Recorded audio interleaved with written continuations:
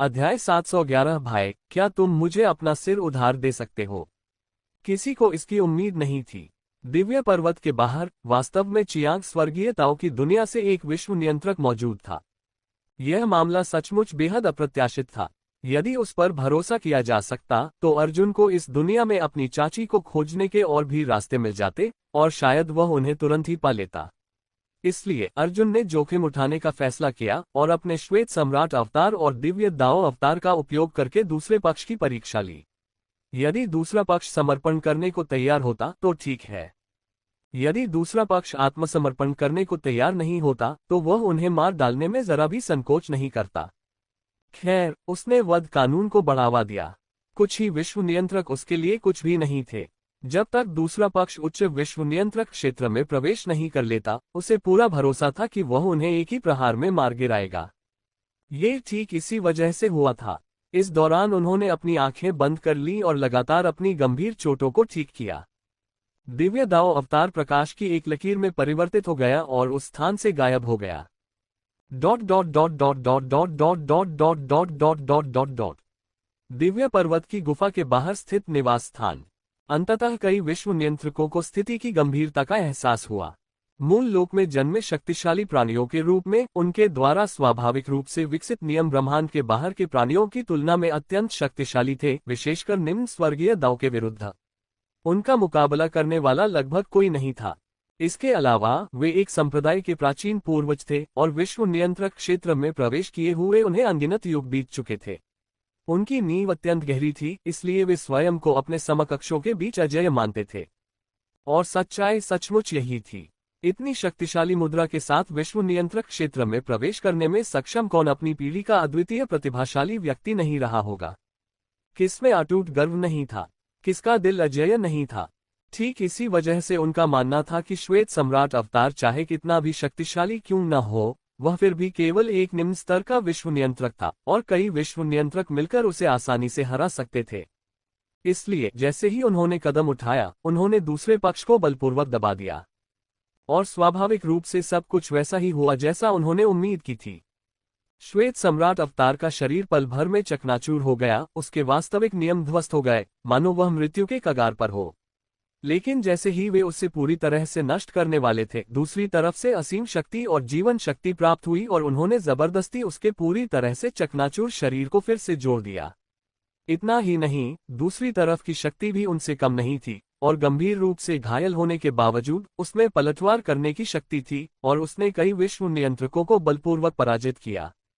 अगर सिर्फ यही बात होती तो ठीक होता। बस एक बुरी तरह घायल मरणासन विश्व नियंत्रक। उनके पास उसे मारने के करोड़ों तरीके थे, लेकिन समस्या ठीक यहीं से शुरू हुई। शायद विरोधी पक्ष द्वारा अपनाई गई साधना विधि ने उसे एक विचित्र ऊर्जा संचित करने की अनुमति दी, जिससे वह मृत्यु के कगार पर होने पर भी अपनी चरम अवस्था में जबरदस्ती प्रवेश कर सका। इससे वे सचमुच भयभीत हो गए। उन्होंने अंततः उसे अपंग कर दिया था और अगले ही पल वह व्यक्ति फिर से पूरी शक्ति से पुनः प्राप्त हो गया। उसने मौके पर ही एक वर्ल्ड कंट्रोलर को अपंग कर दिया। इससे उनका आत्मविश्वास कम हो गया। ये किस प्रकार की भयावह विसंगति थी। कई विश्व नियंत्रक श्वेत सम्राट अवतार को देखकर स्तब्ध रह गए, जो उनके सामने शांत था जबकि वह रक्त से लथपथ था, अनगिनत बार मृत्यु के कगार पर पहुंच चुका था, लेकिन किसी तरह कभी मरा नहीं था। वे सब एक साथ घबरा गए, लेकिन चूंकि वे पहले ही आगे बढ़ चुके थे, इसलिए रुकने का कोई कारण नहीं था।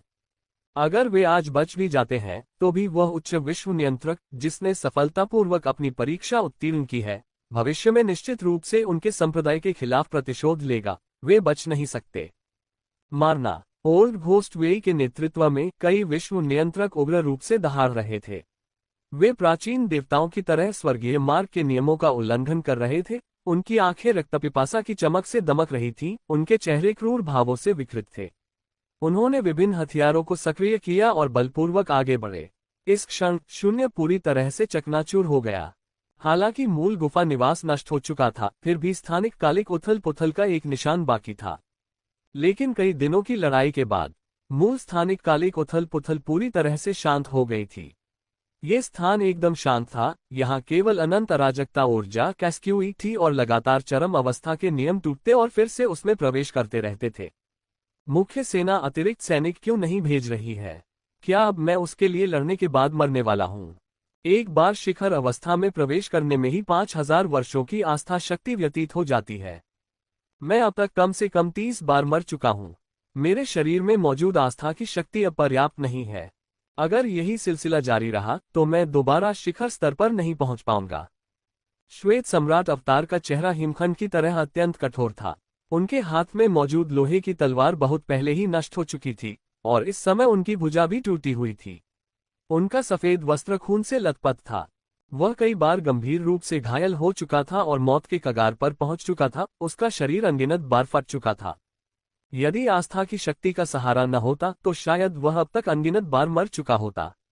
इसलिए आस्था की शक्ति की कमी महसूस करते हुए अंततः उसके भीतर एक भावनात्मक उथल पुथल उत्पन्न हुई। उसने मृत्यु के क्षण में स्वयं को तलवार की तरह इस्तेमाल करने की तैयारी कर ली, ताकि अपने शरीर के लिए 3 से 5 विश्व नियंत्रकों को बलपूर्वक मार सके, अन्यथा उसके सामने मौजूद ये शक्तियां उसके शरीर पर छुपकर हमला कर सकती थीं।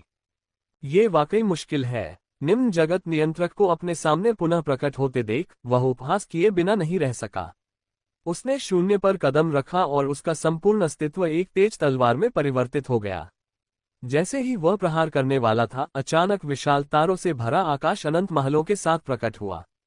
एक राजसी स्वर्गीय सम्राट प्रकट हुआ जो सीधे आगे देख रहा था और ठंडे स्वर में बोला, अहंकारी, यहाँ इतना शोर कौन मचा रहा है? क्या तुम मृत्यु को बुला रहे हो? ये शब्द सुनते ही भागते हुए कई विश्व नियंत्रक स्तब्ध रह गए। दिव्य दाव अवतार ने इस अवसर का लाभ उठाते हुए श्वेत सम्राट अवतार को जबरदस्ती अपने पीछे खींच लिया। दूसरे पक्ष की उदासीन और हैरान निगाहों के बीच उन्होंने धीरे से कहा, मुझे अभी अभी पुनर्जीवित किया गया है और मैं दोबारा मरना नहीं चाहता, इसलिए हम एक तरकीब का इस्तेमाल करेंगे। एक चाल। श्वेत सम्राट अवतार अचंभित रह गया। ये सही है।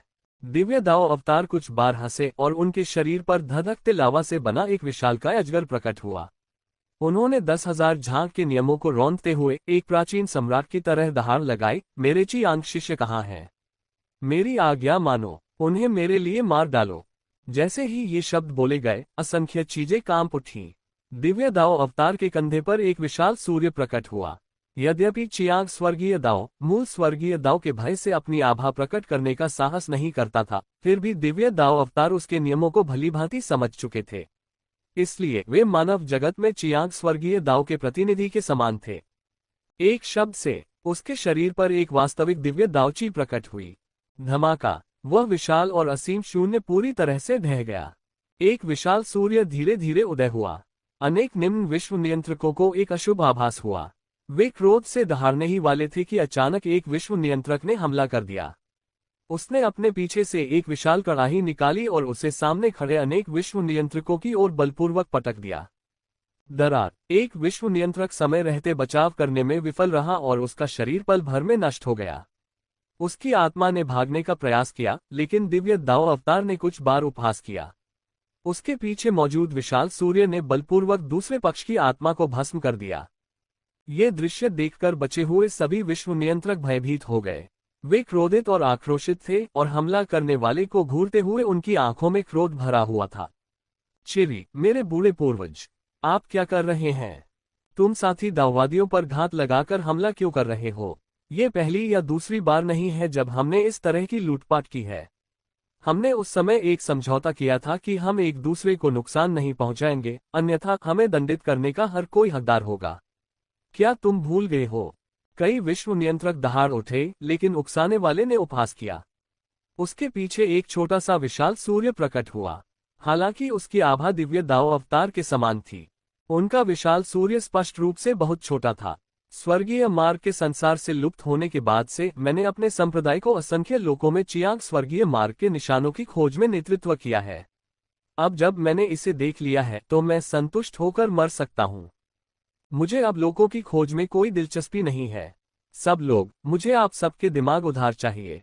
अध्याय 712। एक के बाद एक कई विश्व नियंत्रकों की हत्या।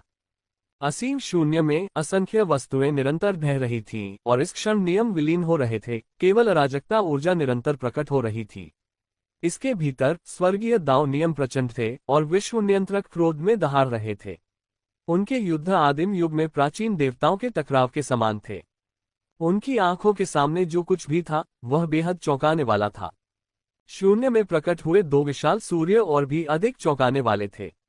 उनमें से एक सबसे चमकदार था, जिसने पल भर में असीम शून्य को ऐसे रोशन कर दिया मानो दिन का उजाला हो गया हो। दूसरा विशाल सूर्य लगातार सबसे शक्तिशाली लावा से जल रहा था, जिसने दुनिया की हर चीज को पूरी तरह से उलटपुलट कर दिया। चिरी, पुराने पूर्वज, तुमने हमारी प्रतिज्ञा को तोड़ने की हिम्मत की, और तुम सचमुच हमें मारना चाहते हो। कितनी गुस्ताखी है। कई निम्न लोक नियंत्रक स्तब्ध और क्रोधित थे। उन्हें विश्वास नहीं हो रहा था कि कोई उनके साथ विश्वासघात करेगा, और इसलिए वे दहाड़ रहे थे, इस उम्मीद में कि दूसरा पक्ष अपना मन बदल लेगा। लेकिन चिरी ओल्ड एंसेस्टर ने अपने सामने के दृश्य पर लगातार तिरस्कार भरी मुस्कान बिखेरी और हार मानने से इनकार कर दिया। इतना ही नहीं, उन्होंने शून्य से निकाले गए विशाल कड़ाहे को अपने सामने खड़े कई वर्ल्ड कंट्रोलर्स की ओर जोर से पटक दिया। बूम बूम, असंख्य चीजें पूरी तरह से नष्ट हो गईं। अत्यंत गर्म लावा ने दुनिया की हर चीज को अपनी चपेट में ले लिया। इस दृश्य को देखकर कई विश्व नियंत्रक भयभीत हो गए। तुम सब कौन हो? मेरे चियांग संप्रदाय के 19,506 पीढ़ी के संप्रदाय प्रमुख की क्षमता है स्वर्गीय मार्ग के निशान खोजना और असंख्य लोकों में विचरण करना। मैंने, इस बूढ़े व्यक्ति ने, अपनी शक्ति बढ़ाने और स्वर्गीय मार्ग के निशान खोजने की आशा में इतने सारे विश्व नियंत्रकों का वध किया है। लेकिन अब जब स्वर्गीय मार्ग के निशान मिल गए हैं, तो तुम्हारा क्या उपयोग है? महज एक अनुबंध। मुझे मारने में क्या हर्ज है? चिरी ओल्ड एंसेस्टर आकाश की ओर दहाड़ते हुए उठे और उनके पीछे एक एकांतप्रिय महिला प्रकट हुई। उनके पीछे अचानक एक विशाल सूर्य भी प्रकट हुआ, जिसने असीम शून्य को प्रकाशित कर दिया। लेकिन वह कुछ अलग लग रही थी। उसकी भौहों के बीच सूर्य की एक छाप दिखाई दी। इस क्षण उसने हल्के से अपनी 5 उंगलियां फैलाईं और उन्हें हिलाया। उसके पीछे स्थित विशाल सूर्य वास्तव में 9 भागों में विभाजित हो गया, जो आकाश और पृथ्वी के बीच की हर चीज को लगातार झुलसा रहा था, जिससे कई विश्व नियंत्रकों को तुरंत अपने पूरे शरीर में तीव्र दर्द का अनुभव हुआ। ये क्या हो रहा है? आखिर मुझे क्या हो गया है? यह इतनी विचित्र घटना क्यों हो रही है? अगले ही क्षण कुछ विश्व नियंत्रक ये देखकर आश्चर्यचकित रह गए कि उनके शरीर ज्वालाओं की एक परत से घिरे हुए प्रतीत हो रहे थे। उन्होंने तुरंत ज्वाला बुझाने के लिए अपने दिव्य मार्ग नियमों को सक्रिय किया। लेकिन अजीब बात यह थी कि वे आग की लपटों को पूरी तरह से बुझा नहीं सके, जो उनके शरीर को जलाती रहीं, जिससे उनके शरीर से सरसराहट की आवाजें निकलने लगीं, और वे भयभीत हो गए। चियांग ट्रू फायर, ये देखकर चिरी के पूर्वज ने हल्के से सिर हिलाया और ठंडी हंसी हंसते हुए कहा, कांगाजुआन लोग सचमुच अपने नाम के अनुरूप एक स्रोत लोक है, जिसमें स्वर्ग के अनेक प्रिय बच्चे हैं। मुझे सौभाग्य से एक चियांग दिव्य शरीर प्राप्त हुआ है। हालांकि वह केवल विधि लोक में है, फिर भी वह मेरे नियमों का उपयोग करके तुम्हें नुकसान पहुंचा सकती है। मेरे साथी दाववादियों, नरक में जाओ, उसने ठंडे स्वर में कहा। उसका शरीर धधकते सूरज में परिवर्तित हो गया और वह तेजी से आगे बढ़ा। अपने सामने के दृश्य को देखते हुए दिव्य दाव अवतार और श्वेत सम्राट अवतार ने एक दूसरे की ओर देखा। बिना किसी झिझक के उन्होंने निर्णायक कार्रवाई करते हुए बचे हुए गंभीर रूप से घायल विश्व नियंत्रकों का शक्तिशाली ढंग से वध कर दिया।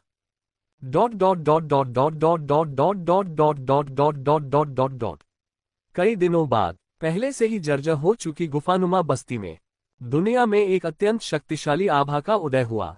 अनंत उत्पत्ति नियम ने असीम शून्य को दबा दिया। इसके भीतर समाहित आभा का एक छोटा सा अंश भी निचले विश्व नियंत्रक को आसानी से दबा सकता है। एक लंबे समय के बाद सफेद वस्त्र पहने एक व्यक्ति लाशों के ढेर और खून के सागर पर कदम रखते हुए अपनी आंखों में आश्चर्य का भाव लिए खड़ा था। उसका शरीर खून के अनगिनत धब्बों से ढका हुआ था, लेकिन जैसे ही उसने एक कदम आगे बढ़ाया, उसका शरीर पल भर में जैद की तरह बेदाग हो गया।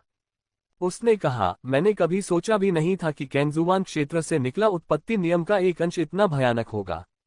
मैंने बस थोड़ा सा ही आत्मसात किया और जबरदस्ती उच्च विश्व नियंत्रक बन गया। इतना ही नहीं, मुझे ऐसा महसूस हुआ जैसे मैं जबरदस्ती विश्व नियंत्रक क्षेत्र के शिखर पर पहुंच गया हूं। इसमें निहित नियमों की शक्ति ने मुझे असीम रूप से मजबूत कर दिया है। शायद अब एक निम्न विश्व नियंत्रक को दबाना मेरी आभा के एक अंश मात्र का मामला है। क्या मैं अपने उस पुराने स्वरूप को, उससे पहले कि मैं उस मुंह से बाहर निकल पाता, एक ही वार में मार सकता हूं? ये सचमुच सौभाग्य है, एक छिपा हुआ आशीर्वाद। अगर नन्हा कुनपेंग न होता तो मैं इतनी आसानी से कभी भी सफलता हासिल न कर पाता। उसने धीरे से बुदबुदाया। उसके सफेद वस्त्र सरसरा रहे थे। उसने एक कदम बढ़ाया और पल भर में अपनी जगह से गायब हो गया, फिर एक असीम शून्य में प्रकट हुआ। खून की तेज गंध महसूस करते हुए उसने थोड़ा सा माथा सिकोड़ा। सब मर गए। अपने सामने आंखें थोड़ी बंद किए हुए दिव्य दाव अवतार और श्वेत सम्राट अवतार को देखकर और फिर 10,000 झांक से अधिक ऊंचे कई शवों को देखकर उसने थोड़ा सिर हिलाया और धीरे से पूछा, 2 लोग नहीं मरे, एक युवक जो विधि क्षेत्र में था और एक बूढ़ा व्यक्ति जो मध्य विश्व नियंत्रक क्षेत्र में कदम रखने वाला था, श्वेत सम्राट अवतार ने ठंडे स्वर में कहा, अपने मुंह के कोने से खून पोंछते हुए। मैं अपने सच्चे स्वरूप के लिए कितनी बार मर चुका हूं। अब जब मेरे पास इतने सारे जादुई खजाने हैं तो क्यों न मुझे आत्मरक्षा के लिए कुछ दे दो। दिव्य दाव अवतार ने ऊपर असीम शून्य में लटके हुए कई शवों, विभिन्न भंडारण स्थानों और जादुई खजानों को देखते हुए प्रसन्नतापूर्वक हंसा। ठीक है, आप सबने बहुत मेहनत की है। अच्छा हुआ कि आप मरे नहीं, वरना आपको अपनी चरम शक्ति तक वापस लाने में कम से कम 10,000 साल लग जाते, जो सचमुच सिरदर्द होता। अर्जुन ने हल्के से सिर हिलाया, अपने सामने रखे कुछ विश्वस्तरीय हथियारों को देखा और बेपरवाही से कहा, इन्हें ले लो, मुझे इनकी जरूरत नहीं है। ये सच है, मेरे असली स्वरूप में जादुई खजानों और यहाँ तक कि संत की तलवार की भी कभी कमी नहीं होती। हालांकि हम एक ही व्यक्ति हैं, मुझे नहीं पता क्यों, लेकिन मुझे वास्तव में आपसे ईर्ष्या होती है। दिव्य दाव अवतार ने प्रसन्नतापूर्वक हंसा। हालांकि उनकी भौहों में अभी भी थोड़ी गरिमा झलक रही थी, क्योंकि एक स्वर्गीय सम्राट होने के नाते उन्होंने स्वाभाविक रूप से नश्वर संसार की यात्रा की थी और इस प्रकार वे काफी हद तक नश्वर ऊर्जा से प्रभावित हो चुके थे। बहुत हो गई बकवास, चलो वापस चलते हैं। श्वेत सम्राट अवतार ने क्षतिग्रस्त विश्वस्तरीय अमर तलवार उठाई, थोड़ा सा माथा सिकोड़ा और उदासीनता से कहा, ठीक है, चलो वापस चलते हैं। दिव्य दाव अवतार ने हल्के से सिर हिलाया। शेष वस्तुओं को इकट्ठा करने के बाद दोनों ने अर्जुन को प्रणाम किया और प्रकाश की एक लकीर में रूपांतरित होकर अपने मूल लोक में लौट गए। Dot dot dot dot dot dot dot dot dot dot dot dot dot dot. ये देखकर अर्जुन ने कुछ नहीं कहा, लेकिन उसके होठों के कोने पर हल्की सी मुस्कान आ गई। उसने जोर से गुफा का द्वार फाड़ा और धीरे धीरे गुफा से बाहर आ गया। साथी दाववादी, बाकी 2 दाववादी साथी कहाँ गए? गुफा के बाहर सचमुच 2 आकृतियां थीं, एक वृद्ध और एक युवा। हालांकि उनके वस्त्र आलीशान थे, फिर भी वे विनम्र और आज्ञाकारी थे। इस समय वे आश्चर्यचकित थे। अर्जुन के शरीर से निकल रही उच्च लोक नियंत्रक की आभा को महसूस करते हुए उनमें आत्मविश्वास की कमी आई और उन्होंने सावधानी से पूछताछ की। वे तो जा चुके हैं। मुझे आपके मामले के बारे में पता है। अपने संप्रदाय में लौट जाओ। चलो इस मामले पर विस्तार से वहीं चर्चा करते हैं। अर्जुन धीरे से मुस्कुराया और जैसे ही उसने बोलना शुरू किया, चेरी के पूर्वज और चियांग देवी ने अचानक ऊपर की ओर देखा। क्या आपका साथी दाववादी वास्तव में चियांग संप्रदाय में प्रवेश करने की तैयारी कर रहा है? क्योंकि इसमें स्वर्गीय दाव के अंश मौजूद हैं। तो चलिए इस पर विस्तार से चर्चा करते हैं। इस जगह पर बहुत सारे कान हैं। मैंने पहले ही विधि क्षेत्र की कई चींटियों को भगा दिया है। कृपया बुरा न माने मेरे साथी दाववादी। कोई बात नहीं, मुझे शोर पसंद नहीं है। आपने अच्छा किया। आपकी सराहना के लिए धन्यवाद सीनियर। अध्याय 713, मेरी चाची के लिए चैनल ढूंढना। कांगक सुआन क्षेत्र, चियांग संप्रदाय। जब से अर्जुन ने उच्च लोक नियंत्रक का पद प्राप्त किया, तब से अनगिनत शक्तियां उन्हें अपने साथ शामिल करने के लिए व्याकुल थीं। विधि लोक के कई प्रतिभाशाली शिष्यों ने भी उनके शिष्य बनने की इच्छा जताई और उन्हें अपने शिष्य बनाने के लिए कई शक्तिशाली व्यक्तियों से संपर्क किया। हालांकि अर्जुन ने ऐसे सभी अनुरोधों को अस्वीकार कर दिया। वह अपनी चाची की तलाश में कैनजुवान क्षेत्र में प्रवेश कर गया था। शिष्य न बनाना, इसलिए वह सीधे आगे बढ़ गया और इस प्रक्रिया में उसने काफी हलचल मचा दी। जहां तक उस दिव्य पर्वत पर स्थित गुफा में रहने की बात है, उनकी विपत्ति के बाद स्वाभाविक रूप से यह पूरी तरह से नष्ट हो गया था। चेरी ओल्ड एंसेस्टर के समर्थन के साथ उसे किसी भी प्रकार के नुकसान की भरपाई करने की आवश्यकता नहीं थी। चियांग संप्रदाय पहुंचने पर उनका सम्मानपूर्वक स्वागत किया गया। उन्होंने संप्रदाय के केंद्र में प्रवेश किया, जहां उन्होंने नियमों के अनंत संगम को देखा। ये कहा जा सकता है कि इस संप्रदाय का केंद्र एक पवित्र भूमि, एक गुफा स्वर्ग था। यहाँ पोषित मनुष्य अपना जीवन काल बढ़ा सकते थे। ये स्वाभाविक था। चिरी पूर्वज अंततः एक विश्व नियंत्रक थे और उनके पास अपार अधिकार था। उसके लिए जमीन का एक टुकड़ा हासिल करना ही काफी था। हालांकि इस दुनिया में विश्व नियंत्रकों से भी ऊपर के प्राणी मौजूद थे, लेकिन उनमें से अधिकांश केवल किंवदंतियों में ही दिखाई देते थे, जैसे कि ड्रैगन जिन्हें केवल उनके सिर से ही देखा जा सकता था, उनकी पूंछ कभी नहीं। चिरी ओल्ड एंसेस्टर उनसे आसानी से कैसे मिल सकते थे? संप्रदाय के केंद्र में प्रवेश करते ही उसने अनगिनत मकबरे देखे। प्रत्येक मकबरा नियमों से लिपटा हुआ था और उनमें से कई अत्यंत शक्तिशाली थे, यहाँ तक कि मध्य विश्व नियंत्रकों से भी कम शक्तिशाली नहीं थे। फिर भी अज्ञात कारणों से वे सभी यहीं मर गए थे।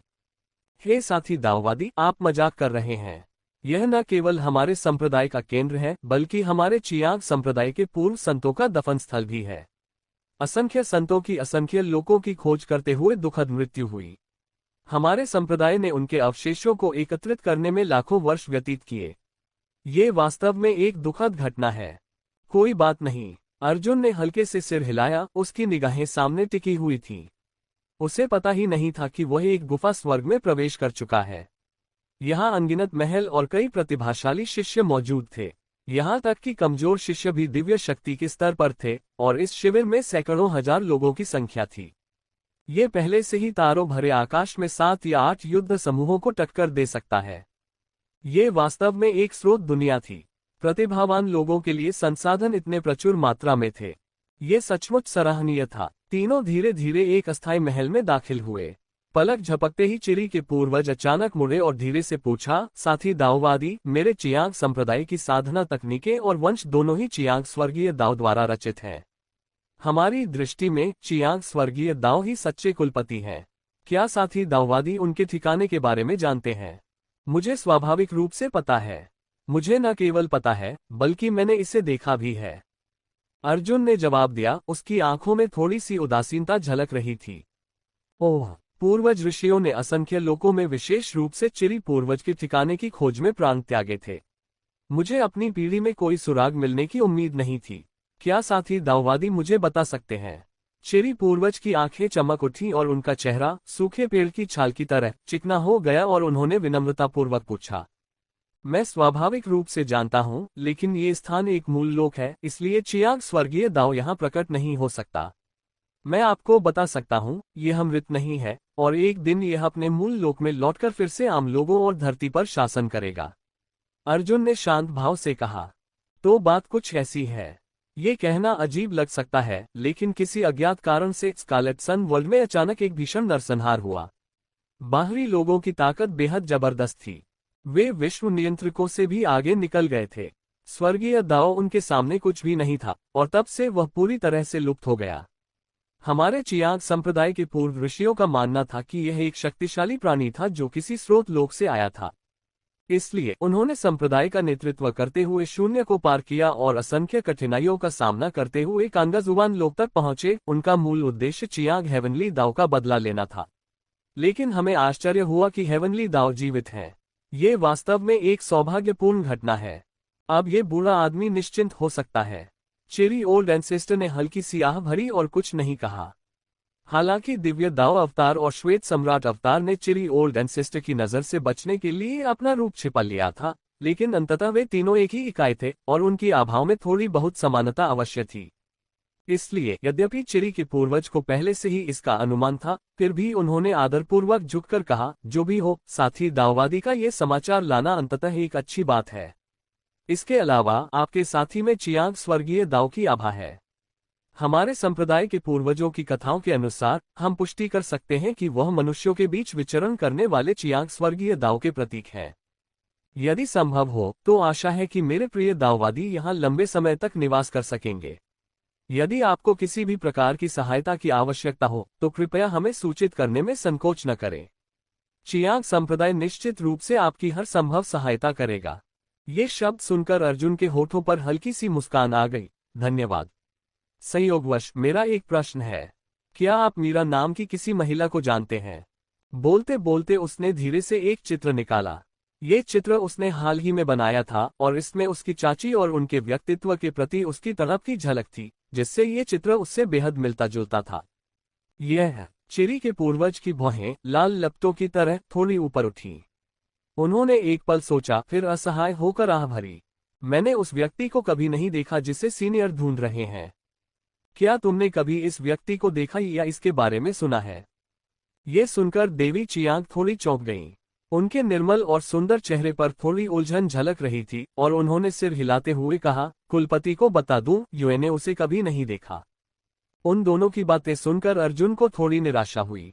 उसने सोचा था कि स्रोत लोक में प्रवेश करने के बाद अपनी चाची को ढूंढना बेहद आसान होगा, लेकिन उसने कभी नहीं सोचा था कि स्रोत लोक धुएं के सागर जितना विशाल होगा और उसकी चाची का पता लगाना इतना मुश्किल होगा।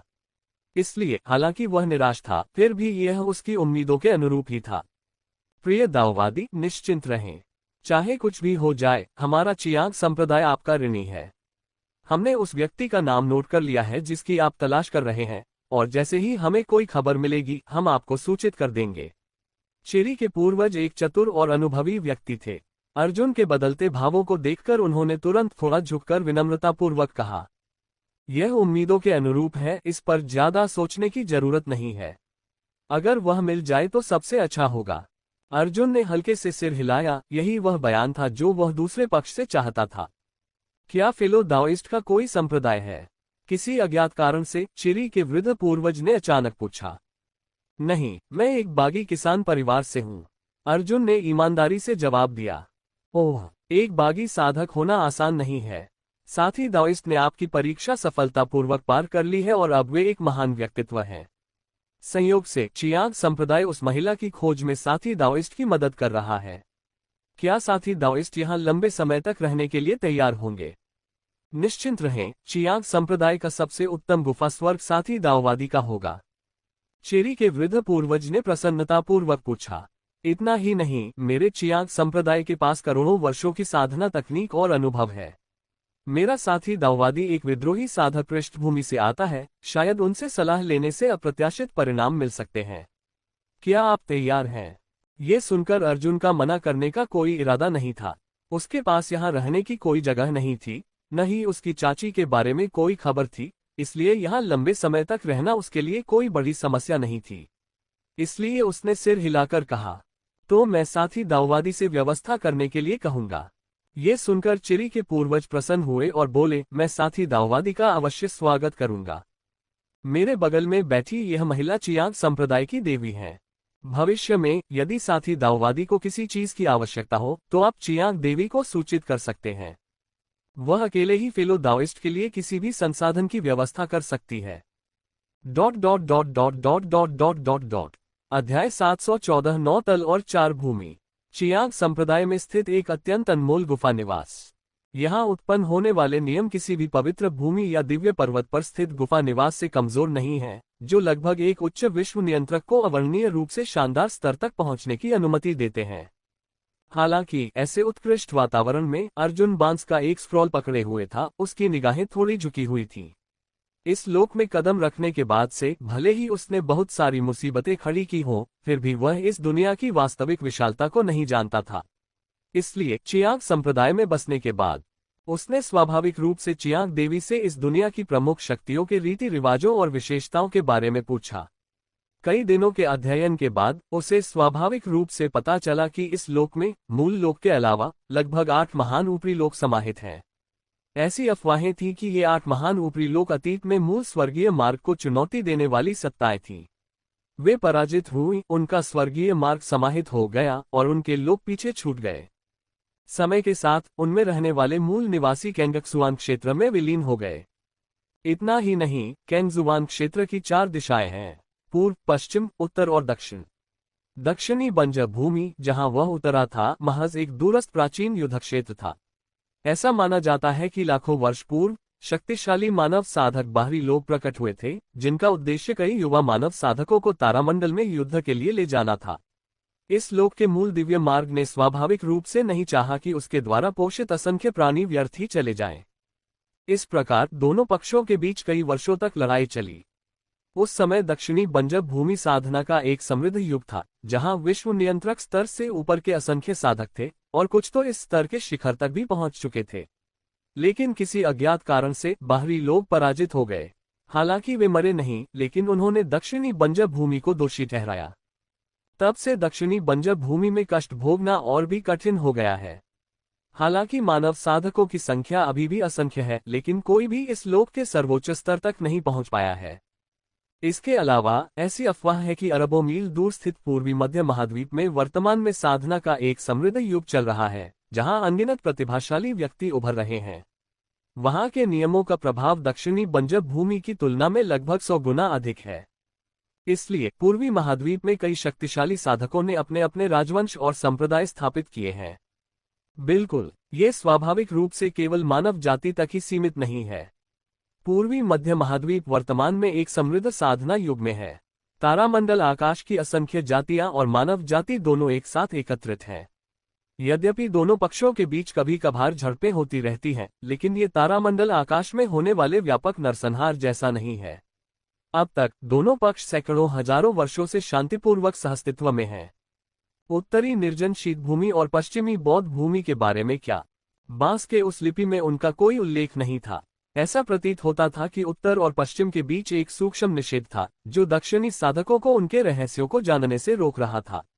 इससे उसकी जिज्ञासा जागी और उसने चियांग देवी से पूछा, लेकिन आश्चर्यजनक रूप से ऐसा प्रतीत हुआ कि उन्हें कुछ भी पता नहीं था। कोई विकल्प नहीं। केंजुवान क्षेत्र में न केवल 9 महान ऊपरी लोक हैं, बल्कि इसकी चारों दिशाएं पूर्व, पश्चिम, उत्तर और दक्षिण धुएं की तरह विशाल हैं। ऐसी कहानियां हैं जिनमें एक विश्व नियंत्रक का वर्णन है, जो एकांत साधना के दौरान इस दुनिया को मापने की तैयारी में आम लोगों में प्रवेश कर गया था। हालांकि उसने कभी यह उम्मीद नहीं की थी कि लाखों वर्षों की यात्रा के बाद भी वह दक्षिणी बंजर भूमि के अंत तक नहीं पहुंच पाया है। हालांकि अर्जुन को ये बात बेतुकी लगी, लेकिन उसे यह स्वीकार करना पड़ा कि यह मूल लोक वास्तव में बहुत विशाल था और इसका दायरा सैकड़ों तारामंडलों के सागरों से कम नहीं था। दक्षिणी बंजर भूमि से पूर्वी मध्य महाद्वीप तक इतनी विशाल दूरी की यात्रा कैसे की जाए? स्वाभाविक रूप से कुछ ऐसे महान प्राणी भी थे जिन्होंने टेलीपोर्टेशन सिस्टम स्थापित किए थे। यदि कोई दक्षिणी बंजर भूमि से पूर्वी मध्य महाद्वीप की यात्रा करना चाहता है, तो उसे भारी शुल्क चुकाना होगा। इतना ही नहीं, टेलीपोर्टेशन एरे का उपयोग करते समय एक गांटर की भी आवश्यकता होती है, अन्यथा कोई भी उसे दूसरे क्षेत्र में जाने का अवसर नहीं देगा। इस संबंध में अर्जुन को सिरदर्द हो रहा था। वह पूर्वी मध्य महाद्वीप में प्रवेश करने के लिए टेलीपोर्टेशन एरे का उपयोग करने की कीमत पहले से ही जानता था। इसमें भारी मात्रा में दिव्य दांव पत्थर लगते थे, इतनी बड़ी दौलत जिसे वह थोड़े समय में शायद ही इकट्ठा कर पाता। सौभाग्यवश उसे अभी टेलीपोर्टेशन एरे का उपयोग करने की जल्दी नहीं थी। दक्षिणी बंजर भूमि में ही संप्रदाय इतने विशाल थे कि मानो धुएं का सागर हो, और शायद उसकी चाची भी उनमें से एक हो। अगर वह अभी चला जाता और उससे नहीं मिल पाता, तो यह उसके लिए बहुत बड़ा नुकसान होता। इसलिए उसने मध्य महाद्वीप जाकर उस समृद्ध साधना युग को देखने के विचार को जबरदस्ती दबा दिया। इसके बजाय उसने धीरे धीरे अपनी आंखें बंद कर लीं। यह अफवाह है कि पूर्वी मध्य महाद्वीप में कई साधक हैं। दक्षिणी बंजर भूमि की तुलना में एक उच्च विश्व नियंत्रक को सबसे शक्तिशाली माना जा सकता है। पूर्वी मध्य महाद्वीप में मेरे जैसे कई प्राणी हो सकते हैं, और यह भी अफवाह है कि पूर्वी मध्य महाद्वीप के विलक्षण प्रतिभावानों की शक्ति असाधारण है, जिनमें से प्रत्येक ने विश्व नियंत्रक क्षेत्र में प्रवेश किया है। क्या यही स्रोत जगत की नींव है? इसके भीतर जन्म लेने वाले शक्तिशाली साधक आसानी से उच्च स्वर्गीय दांव को मार सकते हैं, है ना? ये वाकई चौंकाने वाला है। हजारों साल पहले मानव जाति का इस दुनिया में सैनिकों की भर्ती के लिए आना एक सामान्य बात थी। उसके दिल में हल्का दबाव महसूस हो रहा था और वह धीरे से बुदबुदाया। अगर इस दुनिया के लोग इतने शक्तिशाली हैं, तो इससे उसकी जान को खतरा हो सकता है। इसलिए भले ही उसने जबरदस्ती ऊपरी दुनिया के नियंत्रक क्षेत्र में कदम रखा था, इतना काफी था। उसे और मजबूत होना ही था, वरना अगर रास्ते में बंजर भूमि में उसकी मौत हो गई और वह अपनी चाची को फिर कभी नहीं देख पाया, तो उसके साथ कितना बड़ा अन्याय होगा। विश्व नियंत्रक क्षेत्र से ऊपर का क्षेत्र वांग हो क्षेत्र है। वांग हो क्षेत्र में रहने वाले लोग क्षेत्र स्थापित कर सकते हैं और सभी जीवित प्राणियों से नियमों का पोषण प्राप्त कर सकते हैं। एक निश्चित क्षेत्र के भीतर वे जीवन और मृत्यु का निर्णय कर सकते हैं।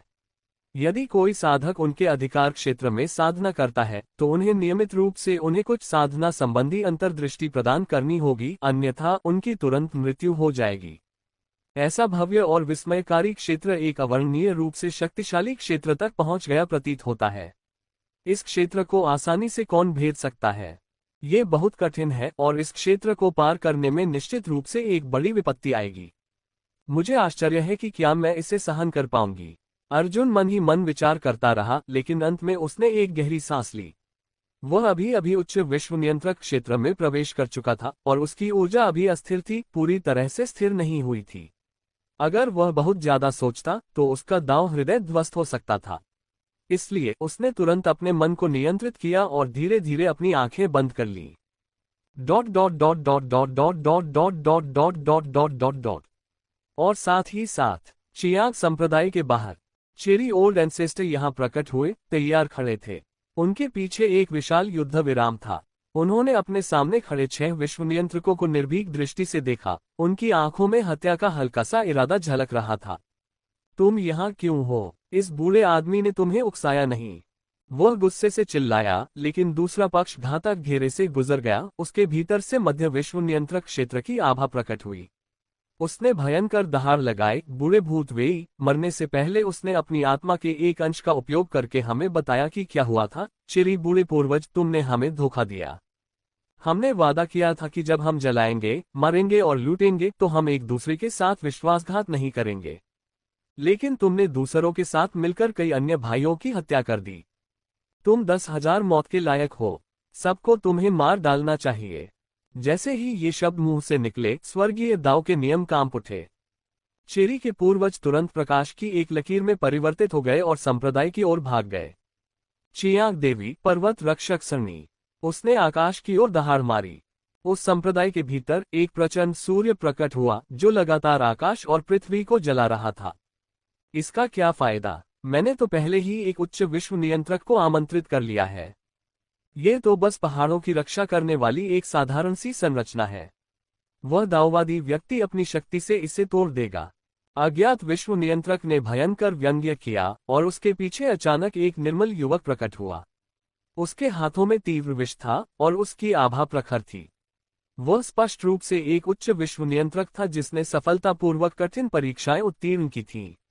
इस समय उसके चेहरे पर कोई भाव नहीं बदला और उसने दूर से केवल एक उंगली से इशारा किया। धमाका। अध्याय 715 कानून की उत्पत्ति, रक्त नदी, स्वर्गीय तलवार। चियांग संप्रदाय के केंद्र में पहाड़ों के बीच स्याही से बनी पेंटिंग की तरह अनगिनत विनाशकारी आकृतियां उभर आईं, जो हजारों मील तक फैल गईं। एक प्रचंड सूर्य 9 सूर्यों में परिवर्तित हो गया, जो आकाश और पृथ्वी के बीच की हर चीज को लगातार जलाकर राख कर रहा था। हालांकि ये स्थिति पल भर में ही बदल गई। एक उग्र हरा विष प्रकट हुआ और वह घना विष एक अत्यंत भयानक दैत्य में परिवर्तित हो गया। उसने अपने कंधे पर एक विशालकाय सांप को उठाया, आकाश की ओर दहाड़ा, लाल सूर्य को धूल में मिला दिया और फिर बलपूर्वक चियांग संप्रदाय की गहराई में प्रवेश कर गया। ये देखकर चियांग संप्रदाय में साधना कर रहे अनेक प्रतिभाशाली शिष्य भयभीत हो गए, परंतु उनके चेहरे पर एक साथ क्रोध प्रकट हुआ। उन्होंने अपने दांत भींचते हुए हाथ की मुद्राएं बनाई और उनके पीछे एक सूर्य प्रकट हुआ। वे तारों में परिवर्तित हो गए और लगातार पहले से ही बिखरे हुए सूर्य की ओर अभिसरित होते चले गए। ये संप्रदाय खतरे में है। हम इस ढहती हुई इमारत को सहारा देंगे। ये हमारा कर्तव्य है। सब लोग मेरे साथ आगे बढ़ो। हम जैसे किसानों को युद्ध से क्यों डरना चाहिए? खलनायकों को मार डालो, खलनायकों को मार डालो, खलनायकों को मार डालो। चियांग संप्रदाय के भीतर स्थित विभिन्न अमर गुफाओं से प्रकाश की अनंत किरणें निकल रही थीं। उनमें से कई वरिष्ठ थे और कई शिष्य। अधिकांश लोग दिव्य क्षमता और विधि शक्ति के स्तर पर थे। इस समय वे मृत्यु से भी भयभीत नहीं थे। उनकी आंखों में भय था, फिर भी वे बिना किसी संकोच के आगे बढ़ रहे थे। चियांग संप्रदाय ने अटूट संकल्प की पद्धति का अभ्यास किया। वे आत्मसमर्पण करने की बजाय युद्ध में मरना पसंद करेंगे। यदि उनके मन में जरा सा भी भय होता तो उनके अटल दांव हृदय को अपूरणीय क्षति पहुंचती। इसलिए उपस्थित युवा शिष्य और वरिष्ठ जन स्वाभाविक रूप से बलपूर्वक आगे बढ़े। वे एक ऊपरी दुनिया के नियंत्रक से लड़ना चाहते थे। आगे मत बढ़ो। कुछ ही क्षणों में चेरी ओल्ड एंसेस्टर अस्त व्यस्त अवस्था में लौटे। उनका कंधा बुरी तरह क्षतिग्रस्त हो गया था। कई विश्व नियंत्रकों से लड़ने के बाद वे सचमुच थक चुके थे और पहचान से परे हो गए थे। वे लगातार खून की उल्टी कर रहे थे, अपने शरीर से खून पोंछ रहे थे और ठंडे स्वर में बोले, शिष्यों, संप्रदाय की रक्षा करो। पर्वत रक्षक संरचना टूट गई है। संप्रदाय के अंतिम तुरुप के पत्ते को सक्रिय करो। ये शब्द सुनते ही अनेक शिष्यों ने एक दूसरे की ओर देखा। उनकी आंखों में निराशा थी।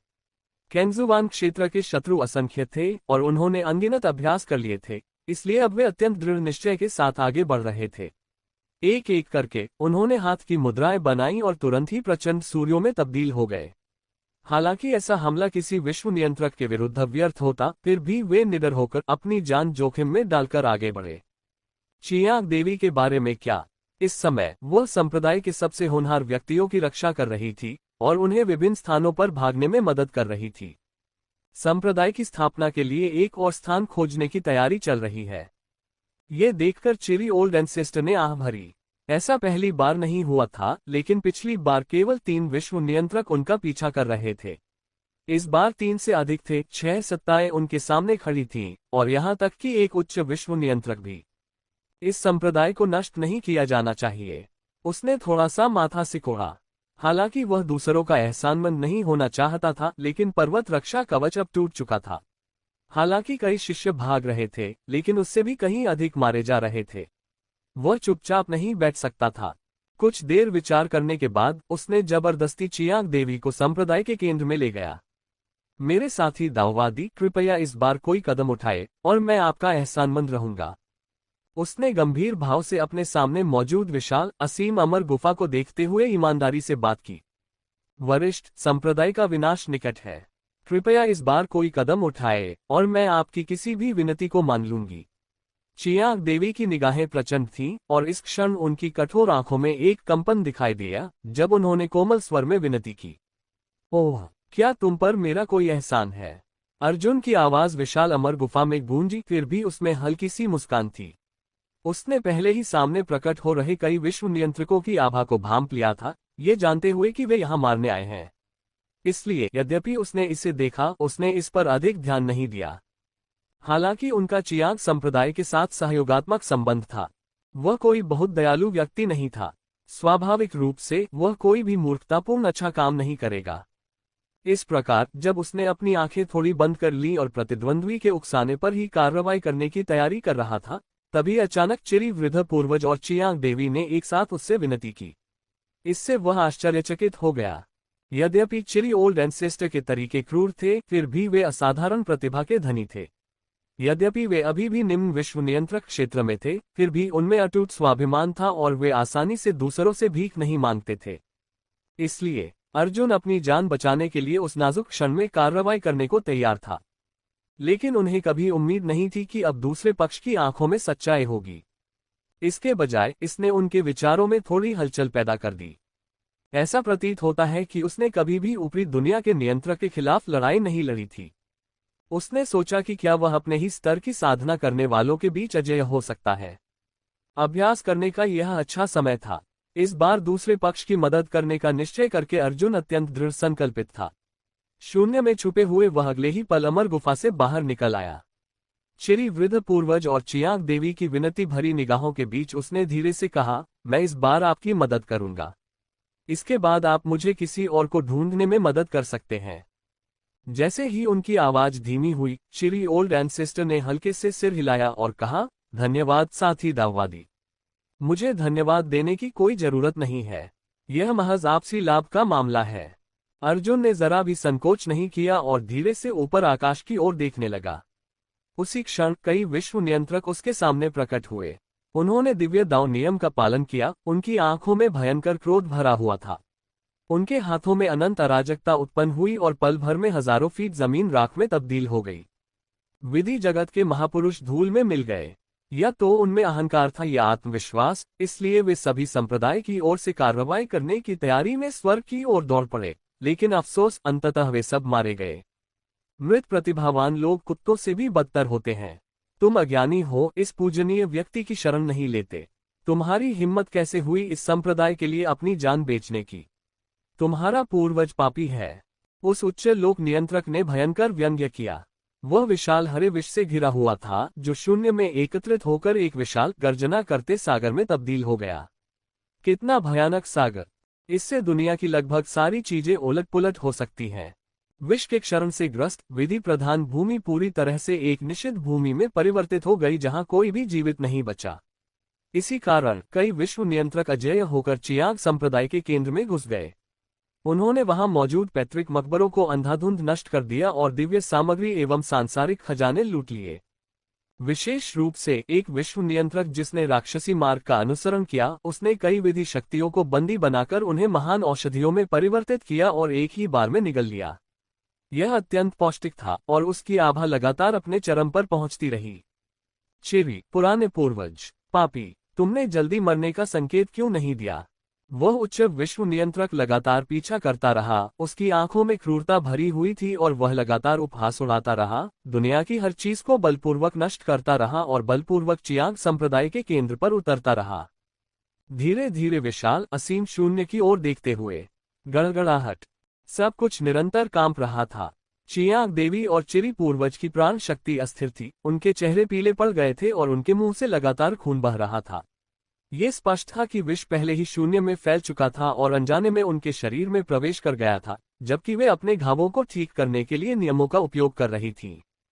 मुझे अपनी जिंदगी दे दो। जब ऊपरी दुनिया के नियंत्रक ने आदरणीय चिरी वृद्ध पूर्वज को देखा, तो यद्यपि उन्हें संदेह था, फिर भी उनके पास अपना अदम्य हृदय था और उन्हें विश्वास नहीं था कि दूसरा पक्ष उनसे लड़ने के योग्य है। इस प्रकार उसने लगातार उपहास उड़ाया और जोरदार तरीके से आगे बढ़ा। विष का घना सागर उबल पड़ा और सब कुछ लगातार कांपने लगा। और ऐसी स्थिति में उसके बगल में खड़े कई विश्व नियंत्रक एक के बाद एक मरते चले गए। वे लगातार विलाप कर रहे थे, ऐसा लग रहा था मानो किसी अज्ञात चीज ने उन पर हमला किया हो। मृत्यु के क्षण में उनकी आंखों में भय स्पष्ट दिखाई दे रहा था। इतना ही नहीं, समाधि की अवस्था में उसने वास्तव में शून्य में अचानक खून का एक विशाल सागर प्रकट होते देखा और कहीं से भी भयानक लहरें उभरती हुई लगातार उसकी ओर बढ़ती हुई दिखाई दी। और रक्त के सागर की गहराई में एक राक्षसी देवता खड़ा था, निर्भीक दृष्टि से उसे घूर रहा था, हाथ में एक राक्षसी तलवार कसकर पकड़े हुए। उसने कुछ नहीं कहा, लेकिन उसकी हत्या करने की मंशा इतनी तीव्र थी मानो थाई पर्वत नीचे की ओर दबाव डाल रहा हो, मानो संसार की हर चीज को उलट पुलट कर रहा हो। लाशों के पहाड़ और रक्त के सागर पर कदम रखते हुए इस राक्षसी देवता ने दूर से ही तलवार चलाई। उत्पत्ति नियम, रक्त नदी, स्वर्गीय तलवार। अध्याय 716 विश्व नियंत्रक को मारना मुर्गियों और कुत्तों को मारने जैसा है। चियांग संप्रदाय अपने मूल रूप में यहाँ का शून्य अंतहीन दुर्भावना से घिरा हुआ था, जो लगातार सभी जीवित प्राणियों को नष्ट कर रहा था। चाहे यहाँ रहने वाले नश्वर प्राणी हो या साधारण शक्तिशाली प्राणी, सभी अपने आंतरिक अंगों को मुरझाते हुए महसूस कर रहे थे। भयभीत होते हुए भी वे असहाय थे और इस प्रकार निराशा में मर गए। उनके शरीर से मवाद रिस रहा था और वे भयभीत होकर अपने क्षत विक्षत शरीर को पल भर में शवों में बदलते हुए देख रहे थे। कुछ प्राणियों ने अपनी आसन मृत्यु को भांपते हुए अपनी आंखों में क्रोध प्रकट किया और उन कुछ विश्व नियंत्रकों की ओर आक्रामक दृष्टि डाली जो अपने विरोधियों के साथ नष्ट होने के इरादे से आकाश में उड़ रहे थे। हालांकि उनकी शक्ति बहुत कमजोर थी, यद्यपि उनमें एक आम आदमी का साहस था, फिर भी अपने प्राणों का बलिदान भी उनके शत्रुओं को क्षति नहीं पहुंचा सका। जब तक एक आकृति लाशों के पहाड़ और खून के सागर पर सवार, सफेद वस्त्र पहने हुए, खून के उबलते असीम सागर पर खड़ी थी। उसकी आंखों में उदासीनता थी और उसका शरीर भयानक राक्षसी ऊर्जा से भरा हुआ था। जब उसने दूर से ही तलवार से वार किया, शून्य क्षण भर में राख में बदल गया और दुनिया दो रंगों, यिन और यांग में परिवर्तित होती हुई प्रतीत हुई। दानव तलवार कानून और वध कानून लगातार एक दूसरे से जुड़े रहे। बूम! पूरी दुनिया थर्रा उठी और पल भर में सब कुछ राख हो गया। इस प्रहार की शक्ति इतनी जबरदस्त थी कि इसकी तुलना किसी मूल नियम से की जा सकती थी। अगर यह व्यक्ति विश्व नियंत्रक क्षेत्र में न होता तो शायद उसके एक ही प्रहार से दुनिया पूरी तरह से नष्ट हो जाती और सब कुछ राख में तब्दील होकर फिर से वही चक्र दोहराता। तुम कौन हो? अज्ञात उच्च लोक नियंत्रक पूरी तरह भयभीत हो गया। उसके हाथ में व्याप्त दुर्भावना अनंत रूप से फैल गई, जिससे राक्षसी सर्पों का रूप धारण हो गया जो आकाश की ओर दहाड़ते हुए एक अत्यंत शक्तिशाली आभा उत्सर्जित कर रहे थे। उसने उग्र लहरों में परिवर्तित हो चुकी उस दुर्भावना पर कदम रखा ताकि प्रतिद्वंद्वी के शवों के पहाड़ और रक्त के सागर का सामना कर सके। वही जो तुम्हें मार डालेगा, विरोधी ने ठंडे स्वर में कहा। उसके मुंह से ये शब्द निकलते ही तलवार की ऊर्जा का विस्फोट हुआ। हालांकि ऊपरी दुनिया का नियंत्रक तैयार था, लेकिन उसने कभी उम्मीद नहीं की थी कि नवागंतुक इतना दुर्जय होगा। उसने विरोध करने के लिए हर संभव तरीका अपनाया, लेकिन कोई फायदा नहीं हुआ। उसने शुरू में सोचा था कि ऊपरी विश्व नियंत्रक क्षेत्र में होने से वह जय हो जाएगा, लेकिन उसने कभी उम्मीद नहीं की थी कि उसके प्रतिद्वंद्वी के एक ही प्रहार से वह अपने नियंत्रण में मौजूद विशाल लहरों को शून्य में बदलते हुए देखेगा, और फिर उसकी भयभीत निगाहों के सामने उसका शरीर पल भर में चकनाचूर हो गया और लगातार खून बहता रहा। ऐसा प्रतीत होता था मानो उसका संपूर्ण अस्तित्व मृत्यु के कगार पर पहुंच गया हो। ये कैसा कानून है? उसके मन में थोड़ी सी उलझन पैदा हुई, लेकिन बस इतनी ही। ऊपरी दुनिया के नियंत्रकों के बीच का संघर्ष समय के साथ एक दौड़ थी। अगर वह इस पल लापरवाह हुआ तो अगले ही पल उसकी दुखद मौत हो सकती थी। इसलिए वह तैयार खड़ा था, उसकी आंखों में हत्या का हल्का सा इरादा झलक रहा था। ये दृश्य देखकर अर्जुन अपने चेहरे पर उपहास भरे भावों को रोक नहीं पाया। उसकी दृष्टि में यद्यपि प्रतिद्वंद्वी भी उसी की तरह उच्चतर विश्व नियंत्रक क्षेत्र में था, उसकी शक्ति बहुत कम थी। वध विधि से प्राप्त एक प्रहार को भी वह मुश्किल से ही सहन कर पा रहा था। अगर वह अब दोबारा हमला करे तो प्रतिद्वंदी की मौके पर ही मौत हो सकती है। हालांकि वह जानता था कि वह जिस चीज का पोषण कर रहा था वह मूल नियम था। चाहे वह वध विधि हो या दानव तलवार विधि, दोनों को ही इस क्षेत्र में सबसे शक्तिशाली माना जाता था। साधारण स्वर्गीय दाव विधियों का अभ्यास करने वाला प्रतिद्वंद्वी भला उससे कैसे लड़ सकता था? इसलिए हल्के से उपहास करने के बाद उसने जबरदस्ती कार्रवाई की। लेकिन इस बार बात अलग थी। उसने धीरे धीरे अपने हाथ में पकड़ी दानव भक्षण तलवार को म्यान में डाल लिया। उसका पूरा शरीर अपार राक्षसी ऊर्जा से भर उठा। दिव्य दानव संत शरीर पूरी तरह से प्रकट हो गया, और उसी समय उसके पैरों के नीचे लाशों का पहाड़ और खून का सागर एक विशाल असीम संसार में विलीन हो गया। वह अपने कंधों पर 3000 लोगों को लिए एक प्राचीन बर्बर देवता की तरह आकाश की ओर दहाड़ता हुआ उठा, और आश्चर्यजनक रूप से अपने मुक्कों से ही प्रतिद्वंद्वी से भिड़ गया। तुम्हारी हिम्मत कैसे हुई मुझे नीचा दिखाने की? उच्च विश्व नियंत्रक ने कभी कल्पना भी नहीं की थी कि इतने शक्तिशाली स्तर पर पहुंचने के बाद भी कोई उसे नीचा दिखाने की हिम्मत करेगा। इससे वह क्रोधित हो उठा। उसने धीरे से अपने पीछे खड़े उन निम्न विश्व नियंत्रकों की ओर देखा जो अभी तक मरे नहीं थे, और ठंडे स्वर में दहाड़ते हुए कहा, मेरे साथ आओ। हालांकि मुझे इस व्यक्ति के मूल के बारे में पता नहीं है, लेकिन मेरा मानना है कि यह चियांग संप्रदाय द्वारा आमंत्रित किया गया कोई अतिरिक्त सैनिक होगा। आज हम इसे मार डालेंगे, इसके संसाधन जब्त कर लेंगे और फिर इस गद्दार को उचित दंड देंगे। जैसे ही ये शब्द बोले गए, शेष विश्व नियंत्रकों की आंखों में भय झलकने लगा, लेकिन फिर भी उन्होंने अपने दांत पीसकर आगे बढ़ना शुरू कर दिया। हालांकि वे अर्जुन की शक्ति देख चुके थे और जानते थे कि उनके सामने खड़ा व्यक्ति निस्संदेह उच्च विश्व नियंत्रक स्तर का प्राणी है। अब वे पूरी तरह हताश हो चुके थे। अगर उन्होंने अभी एकजुट होकर काम नहीं किया तो उनका विरोधी उन्हें एक एक करके हरा सकता था, और उनकी दुखद मृत्यु निश्चित थी। इससे बेहतर यही था कि वे अभी एकजुट होकर मिलकर विरोधी को मार गिराएं और फिर चिरी ओल्ड एंसेस्टर से निपटें। ठीक है। बचे हुए कुछ निम्न विश्व नियंत्रकों ने हल्के से सिर हिलाया और जोरदार हमला किया, लेकिन इस समय उन सभी ने अपने शरीर का इस्तेमाल करके एक गठन बना लिया था। कोई और रास्ता नहीं था। उच्च विश्व नियंत्रक उनके लिए मुकाबला करने लायक प्रतिद्वंद्वी नहीं थे। अगर वे पूरी तरह से तैयार नहीं होते तो उनका प्रतिद्वंद्वी अगले ही पल उनका सिर धड़ से अलग कर सकता था। हमला करो। अज्ञात ऊपरी दुनिया के नियंत्रक ने दहाड़ लगाए और उसके साथियों ने हमला कर दिया। लेकिन ठीक उसी क्षण वह अचानक पीछे हट गया, जोर से प्रकाश की एक लकीर में परिवर्तित हो गया और अपने मूल स्थान से गायब हो गया। मेरे स्वामी, आप ऐसा क्यों कर रहे हैं? पहले से ही हमला कर चुके कई विश्व नियंत्रकों के चेहरे आश्चर्य से भरे थे। उन्हें समझ नहीं आ रहा था कि विरोधी क्यों भाग गया, और वे पूरी तरह से हैरान थे। दोनों पक्ष उच्च विश्व नियंत्रक थे और उनकी संख्या अधिक थी। भले ही विरोधी कहीं अधिक शक्तिशाली होता, वे उसे आसानी से हरा सकते थे। वह इस समय क्यों भागा? बकवास। ये व्यक्ति जिस नियम का पालन करता है वह मूल नियम है। अगर मैं गलत नहीं हूं तो उस प्राणी के शरीर में निहित दानव ब्लेड नियम कैंगजुवान क्षेत्र के 6 सर्वोच्च नियमों में से एक है। मैं उससे लड़ूं? क्या मैं मौत को दावत दे रहा हूं? तुमने बड़ी मुसीबत खड़ी कर दी है।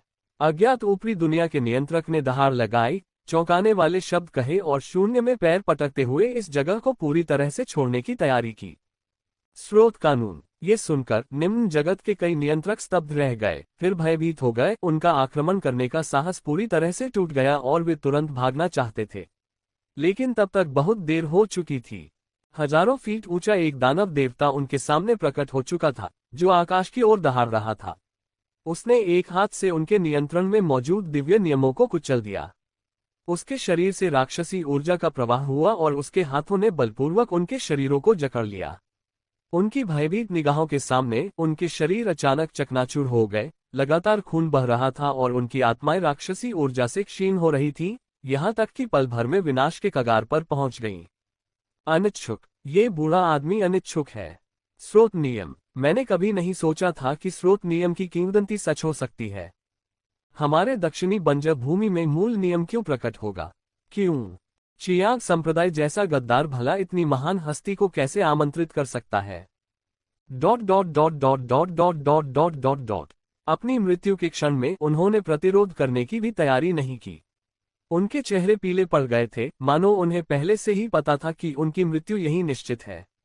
इस प्रकार कुछ दहाड़ रहे थे, कुछ अनिच्छुक थे और कुछ क्रोधित थे, लेकिन वास्तव में उन्होंने अपने भाग्य के सामने पूर्णतः आत्मसमर्पण कर दिया था। ये दृश्य देखकर अर्जुन का उन्हें मारने का मन नहीं हुआ। उसने तुरंत अपने सामने मौजूद कई विश्व नियंत्रकों को मानव लोक में फेंक दिया। उनका मानना था कि श्वेत सम्राट अवतार सब कुछ संभाल लेंगे। विश्व नियंत्रकों के शरीर किसी भी दुनिया के लिए उत्कृष्ट पोषण होते हैं। कुछ और को मार डालो और शायद मानव जगत अपने चरम पर पहुंच जाएगा, और यहां तक कि साधना का एक समृद्ध युग भी आ सकता है। उसने ठंडी निगाहों से ये भयावह शब्द कहे। चाहे ब्रह्मांड हो या कांगजुवान क्षेत्र, विश्व नियंत्रकों को सबसे शक्तिशाली माना जाता था, फिर भी उसकी टिप्पणियों ने उन्हें केवल सुअर और कुत्तों के समान समझा, जिसका अर्थ था कि उन्हें एक ही वार में मारा जा सकता है।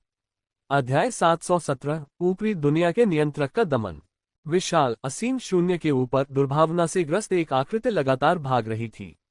उसकी निगाहें व्याकुल थीं, और यद्यपि उसमें मध्य विश्व नियंत्रक की आभा थी, वह बटेर की तरह कांप रहा था। उसकी आंखें भय से भरी हुई थीं। धिक्कार है, दक्षिणी बंजर भूमि में ऐसा भयानक प्राणी क्यों प्रकट हुआ? मैं तो यहाँ केवल कुछ लाभ उठाने आया था, उन निम्न विश्व नियंत्रक चींटियों का निमंत्रण स्वीकार करके। नियम के अनुसार मुझे ज्यादा से ज्यादा एक विश्व नियंत्रक को मारना चाहिए, जो कोई बड़ी बात नहीं होनी चाहिए। लेकिन किस्मत का खेल देखिए, मेरी किस्मत इतनी खराब क्यों है? मेरा सामना इस राक्षस सोर्स लॉ से हो गया।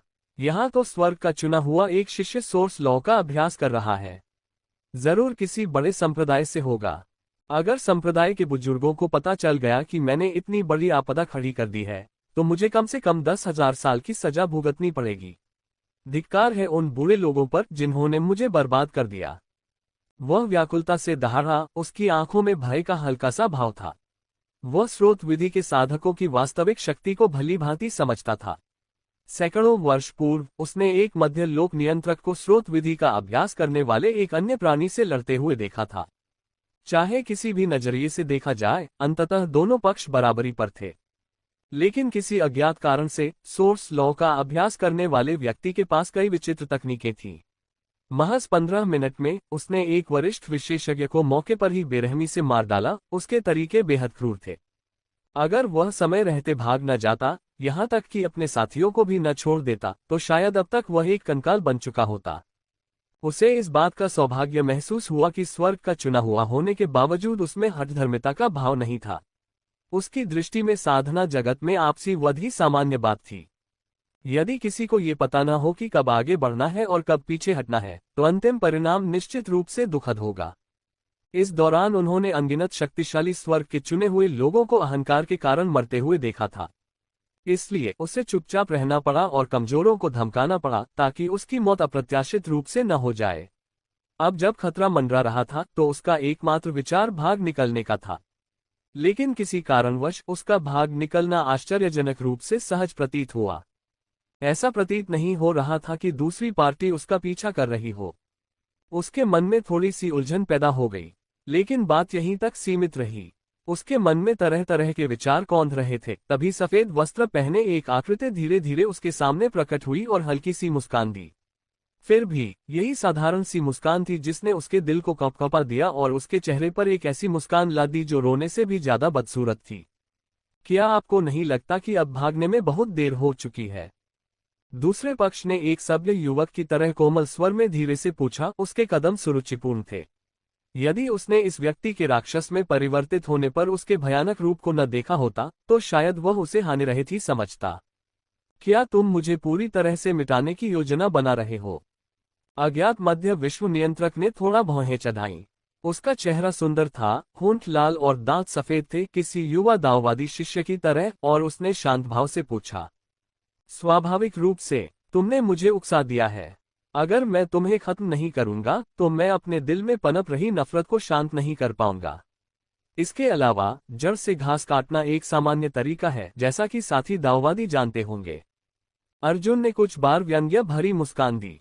ऐसा नहीं था कि वह दूसरे पक्ष को तुरंत मारना नहीं चाहता था, बल्कि मुख्य कारण यह था कि दूसरा पक्ष दक्षिणी बंजर भूमि से नहीं लगता था।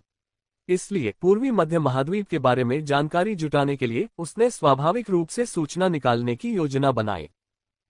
तुम्हारी जबान बहुत चलती है। मैं चेन तियान डिवाइन पवेलियन का एक वरिष्ठ सदस्य हूं, जो इस समय दक्षिणी बंजर भूमि में स्थित टेलीपोर्टेशन एरे पर तैनात हूं। चूंकि तुम सोर्स लॉ का अभ्यास करते हो, इसलिए तुम मध्य महाद्वीप से स्वर्ग के चुने हुए व्यक्ति ही होगे। क्या मैं पूछ सकता हूं कि तुम किस संप्रदाय या गुट से संबंधित हो? क्या तुम्हें मुझे मारने पर अपने वरिष्ठों द्वारा दंडित किए जाने का डर नहीं है? अज्ञात मध्य विश्व नियंत्रक ने कुछ बार जोर से सांस ली और लगातार उपहास उड़ाता रहा। मध्य महाद्वीप का एक किसान, क्या संयोग है? अर्जुन के होठों पर मुस्कान आ गई। जैसे ही दूसरे पक्ष को लगा कि वह मर नहीं पाएगा, एक अत्यंत विचित्र दृश्य प्रकट हुआ। दानव तलवार विधि और वध विधि ने जंजीरें बनाकर उस व्यक्ति को हवा में ही जकड़ लिया। स्वाभाविक रूप से अर्जुन एक राक्षसी देवता में परिवर्तित हो गया, एक विशाल समुद्र पर सवार होकर दूसरे पक्ष को बुरी तरह से घायल कर दिया। दूसरे पक्ष की भयभीत निगाहों के सामने दिव्य दाव अवतार और श्वेत सम्राट अवतार प्रकट हुए। उसके शव की प्रक्रिया करो, उसकी आत्मा का अन्वेषण करो। मुझे मध्य महाद्वीप के बारे में सब कुछ जानना है। शायद मेरी चाची उस दिशा में जा रही हैं। अर्जुन ने गहरी आवाज में कहा। हम आपके आदेश का पालन करते हैं। दिव्य दाव अवतार और श्वेत सम्राट अवतार ने थोड़ा झुककर प्रणाम किया। वे आस्था से देवत्व प्राप्त कर चुके थे, इसलिए वे साधारण साधकों को निशाना बना सकते थे। आस्था की शक्ति का उपयोग करके दूसरे पक्ष की आत्मा पर आक्रमण कर उन्हें मूर्ख बना सकते थे। इस तरह वे दूसरे पक्ष के अनुभव चुरा सकते थे। इतना ही नहीं, वे उनकी आत्मा को नष्ट करने के बाद आस्था की शक्ति को उनके शरीर में भी समाहित कर सकते थे। इसके बाद मध्य विश्व नियंत्रक क्षेत्र में उनका एक कठपुतली शासक होता। दरअसल, हालांकि उन्होंने ऐसा विचार मन में लाया था, लेकिन 300 से अधिक स्वर्गीय दाव ने इसे अव्यवहारिक माना था। हाल ही में एक स्वर्गीय दाव ने एक कारगर विधि खोजी थी। इसलिए उन्होंने इस विधि को इस व्यक्ति पर आजमाने की योजना बनाई, ताकि ये देखा जा सके कि क्या ये वास्तव में साकार हो सकती है।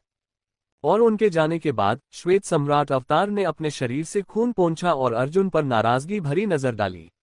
हालांकि उनकी आंखें शांत थीं, फिर भी वे बड़बड़ाए बिना नहीं रह सके। हे प्रभु, सारा कचरा मानवलोक में मत फेंकिए। मैं अभी दूसरे विश्व नियंत्रकों को घेर ही रहा था और आपने अचानक कुछ और को भेज दिया। मैं लगभग वहीं मर गया था। अगर दिव्य दाव अवतार की मदद न होती तो शायद मैं वहीं मर जाता। इसके साथ ही वह प्रकाश की एक लकीर में परिवर्तित हो गया और वहीं से गायब हो गया। ये देखकर अर्जुन दिल खोलकर हंस पड़ा। उसने इस बात को दिल पर नहीं लिया।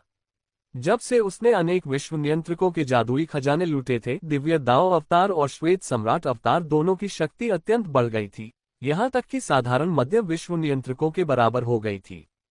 वे तो बस कुछ ही निम्न स्तर के नियंत्रक थे। उन्हें गंभीरता से कैसे लिया जा सकता था? वर्तमान शिकायत तो बस खुद के लिए एक एहतियात थी, ताकि अगली बार वह सीधे कुछ मध्य स्तर के नियंत्रकों को मैदान में न उतार दे। आखिर निम्न स्तर के नियंत्रक मध्य स्तर के नियंत्रकों का मुकाबला कैसे कर सकते थे?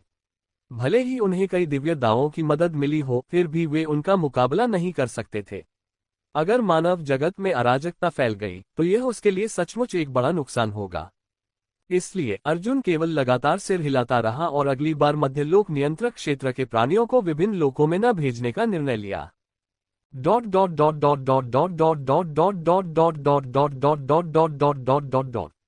आधे दिन बाद अर्जुन एक बार फिर चियांग संप्रदाय में दाखिल हुआ। कई निम्न विश्व नियंत्रकों और एक मध्य विश्व नियंत्रक द्वारा किए गए विनाश के बाद यहाँ की इमारतें पूरी तरह से खंडहर में तब्दील हो गई थीं। कभी प्रचुर मात्रा में प्रचलित विभिन्न नियम अब विलुप्त हो चुके थे और उन्हें अपनी पूर्व समृद्धि को पुनः प्राप्त करने में हजारों वर्ष लगेंगे। हालांकि अगर बात सिर्फ इतनी ही होती तो चियांग संप्रदाय के उच्च पदस्थ सदस्य शायद इसे सहन कर पाते।